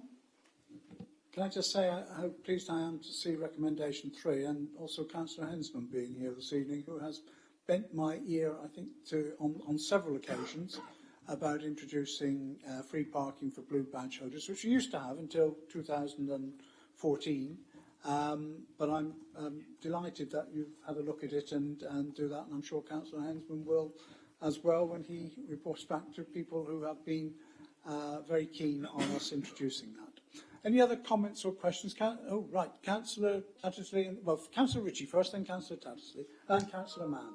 Thank you, Mr. Chairman, and firstly, apologies for my late arrival this evening. I welcome the change in policies that Councillor Van Dolken has set out. I think it's only right that we review these periodically so that we can make the necessary changes. And since the last time it was looked at, which was a number of years ago, there have been significant changes, as Councillor Van Dolken quite rightly pointed out. And as such, it gives us a chance to adapt to some of the changes that have happened up and down the country. And no doubt if this gets support this evening, it'll have a number of benefits. First of all, the cashless approach, which will help assist, hopefully, with people being able to access parking and pay for it easily without having to kind of fumble for change or have to worry about change before parking at a council-run car park. Some additional EV charging as a number of residents across the district move from the standard petrol and diesel cars across to a green option. And I think it's only right that we offer that option too. And then, as Councillor Butler quite rightly sets out, the blue badge allowance too, which I'm sure will be very welcome across the district. And again, by approving this evening, it also gives us a plan to work on, so that if we do need to change it again in a few years' time, then we can absolutely look at what needs to be changed. But I would absolutely welcome the recommendations. Thank you, Mr. Chairman. Thank you, Councillor Ritchie. Councillor Tattersley? Yeah, thank you, Chairman. I'm not so sure who wrote this, whether they've got their fingers crossed when it said that customers appreciate the convenience of cashless plates. That's not been my experience in George Yard, when most of the machines seem to be very unreliable. I wonder if we any idea when these are likely to be replaced. I accept that this will be the way forward, but while we've got this funny period where the ones that we've got in must have been adopted or are very unreliable, it doesn't half wind people up when they've got to walk to 3 or 4 corners in George Yard simply to pay for parking. Thank you. I'll come back to you in a moment. Councillor Mann? Much on the same thing, Chairman. When I read fit-for-purpose car parking machines, I thought, it's going to be ones that actually work. But no, they're going to be cashless. Now, I'm sure that the Chairman's too young to realise that there's a demographic that fears cashless payments. Well, just that. It is not going to be universally popular to remove the opportunity to pay by cash. But I guess you've factored that in, and just hope that in time that it would come to be expected. But I mean, my question is, when is it going to happen?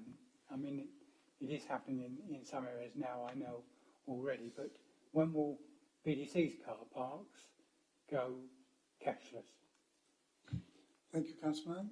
Right, Councillor Van Dolken, do you want to come back on those, please? Thank you, Chairman.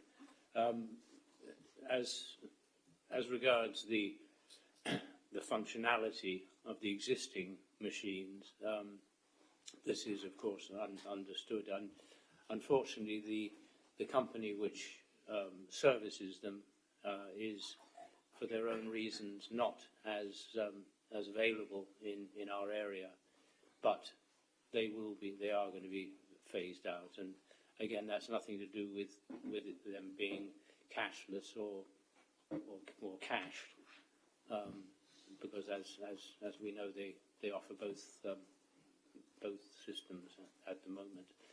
As regards Councillor Mann, I don't have a set date. They will be introduced over the next couple of years.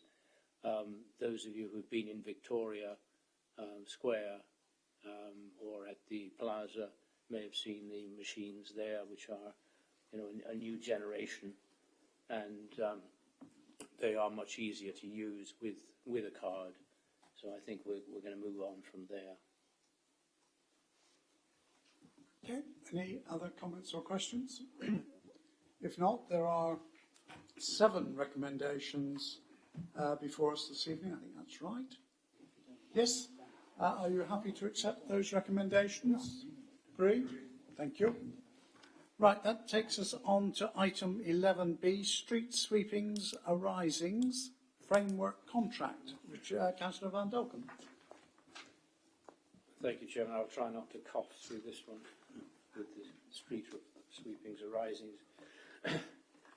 This report is seeking approval for BDC to award a 4-year framework contract for the collection or the receipt from other Essex authorities and the processing of street sweepings arisings. The recommendations are listed in the report. Number one, to award a framework agreement with the ability to be used by other councils in our region. Secondly, to award a call-off contract fixed for 4 years for an estimated volume of 1,700 tonnes per annum at a cost of £96,679 per annum, with a total estimated value, including a potential 1-year extension, of £580,000 to Dunmo Group. And 3, to note that the aforementioned call-off contracts include 600 tonnes of arisings waste from Uttlesford DC, which will be charged to Uttlesford at £34,122 per annum plus handling charge. As you're surely aware, street sweepings are essentially litter and debris removed from public highways to maintain a clean street environment and to prevent the waste, as much as one can, washing into storm sewers. And this material needs to be treated differently from residual waste. I should point out that this has been an excellent example of inter-authority cooperation, something we're very keen on and quite good at, as aside from Uttlesford, other neighbouring authorities will be able to call off from this regional framework. A tenderer for Lot 7, which is the Essex regional framework, Dunmo Group, achieved the highest score across all lots, showing it to be the most economically advantageous tender or tenderer. The provisional award date was the 10th of March, and assuming agreement by Cabinet will commence on the 1st of April. The options put forward are to to award the framework agreement as well as the other recommendations, and this is what is recommended, and to alternatively to present the waste to ECC, which would ultimately be more expensive and we would lose the recycling credit. It's to be noted that while the tender cost is roughly 10% more than budgeted for, while we continue to offer the service to Uttlesford, the income from the handling charge mitigates the increased cost to BDC. So I commend option 1 to the Cabinet and ask for your agreement to the recommendations. Take any questions? Thank you, Councillor Van Dolken. Any comments or questions from anyone? No? You're happy to accept the recommendations contained on page 196 of the report, paragraphs 2.1 to 2.3? Agreed? Agreed. Thank you. Come to item 11C, Domestic Garden Waste Service. This is on pages 201 to 204 of your agenda. And Councillor Van Dolken. Thank you, Chairman. This report on garden waste service is, I think, self-explanatory. And after a long evening of reports, you'll no longer be pleased. You'll no doubt be pleased that it doesn't require much, if any, additional detail. Because of priorities in recent weeks and months, in particular budget setting, there's still further investigatory work to be carried out on this proposal. It's also necessary to approach Essex County Council for an ad hoc review of changes to our waste service development plan under the Essex-led Waste Inter-Authority Agreement to which we are subject. As mentioned in paragraph 3.8, the outcome of the review could change the financial contributions the Council receives from Essex County Council. Hence, it's even more prudent to fully understand the total impact that introducing a subscription-based service would have on the authority. As mentioned in paragraph 5.2, any work undertaken as part of the ad hoc review will be met from existing budgets In other words, there'd be no drawdown from the £200,000 contingency fund agreed as part of the 2023-24 budget. So the options are, 1, to not undertake the ad hoc review, or 2, as recommended, to do this as required under our obligations as a waste collecting authority in Essex. I would therefore ask Cabinet to accept the recommendation in paragraph 2.1. The Council would formally approach Essex County Council to commence a review of the change to the Council's Waste Service Delivery Plan as required under the terms of the WIAA, the Waste Inter-Authority Agreement. This will make it possible for a complete and definitive report to be presented at the first Cabinet in the new civic year sometime in May. I commend this to the Cabinet. Thank you, Councillor Van Dolken. Any comments or questions, colleagues? Councillor Abbott? Yes, thank you.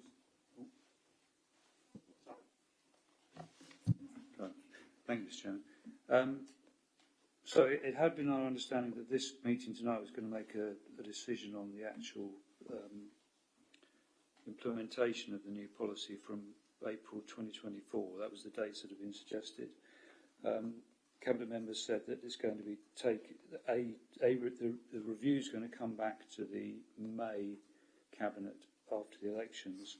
First question, will that be the meeting at which the actual sign-off is made on the policy? And secondly, to what extent is this review going to also include what I believe Councillor McKee mentioned during PMB, which was that initially there may well be a drop-off in collection rates if charging is introduced. Will that information also be included in this review? Just for, are there any other comments or questions from anyone? Councillor Mann, and then you can take them together. Councillor Mann.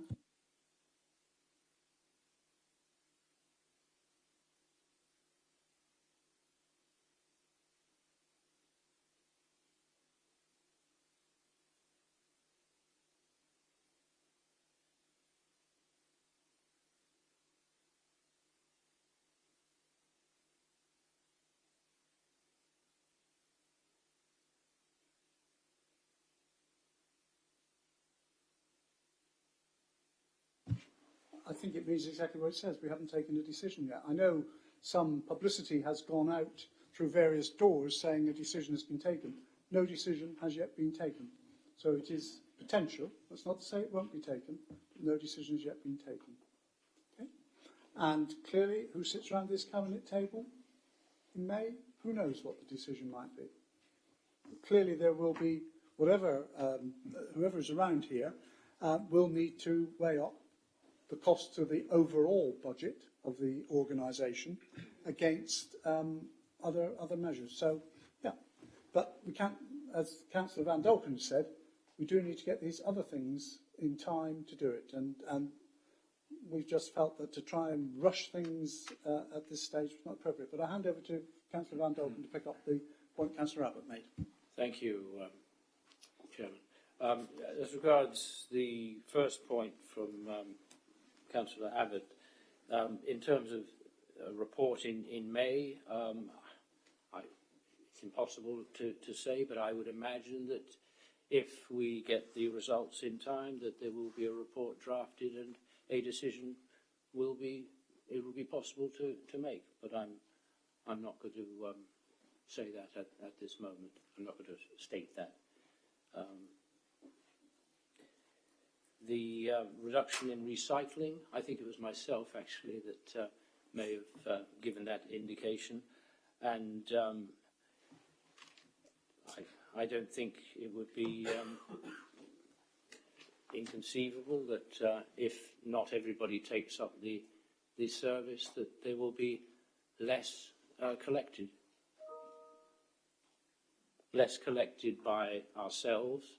However, there will be an increase in what is taken to the two recycling centres, and I am talking at High-End Operations, and indeed other authorities who are interested in this, talking to Essex County Council about just changing the way they calculate Braintree's recycling. In other words, to give us credit with a small c, I don't mean money, but credit for the figures for the recycling which goes into the to the recycling centres, which I think is fair enough.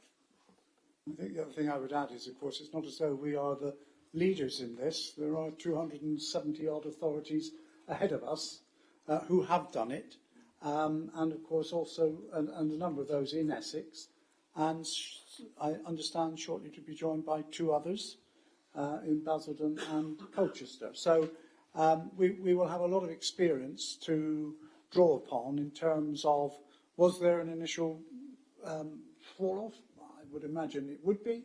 How long did it take to recover? There will be plenty of opportunity to do that. Councillor Van Dolken. Can I just come back on this? In fact, I did check. There is a sort of list of the 10 best recycling authorities in England. It's only available from 2021-22, but one assumes things haven't changed radically. And St Albans was the highest at 64.2. This is recycling, reuse, and composting rates. First, the top 10, 9 of them charge for bin, for their for their garden waste. 9 out of the 10 of the best recycling authorities, which I thought was quite impressive. And the 10th, in fact, commingles with food waste, so they can't. So it's a different thing. We're in danger of straying into the debate that will take place in May. The recommendations today are before you as moved by Councillor Van Dolken. Are you happy to accept those recommendations? Agreed. Thank you very much. I think that brings us to the end of the agenda. I think it shows we were wise to start a little earlier this evening. Can I thank everyone for their participation? As I say, this will be the last Cabinet. To those that know they won't be here because they're retiring, can I just personally say thank you to my colleagues and we'll have an opportunity at a later date to do that, but thank you. And to any members of the opposition who may be retiring, can I thank them for their way in which they have contributed.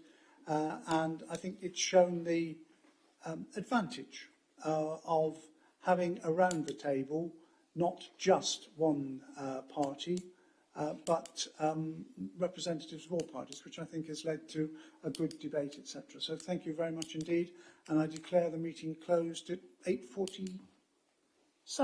Yes, 8:47. Thank you.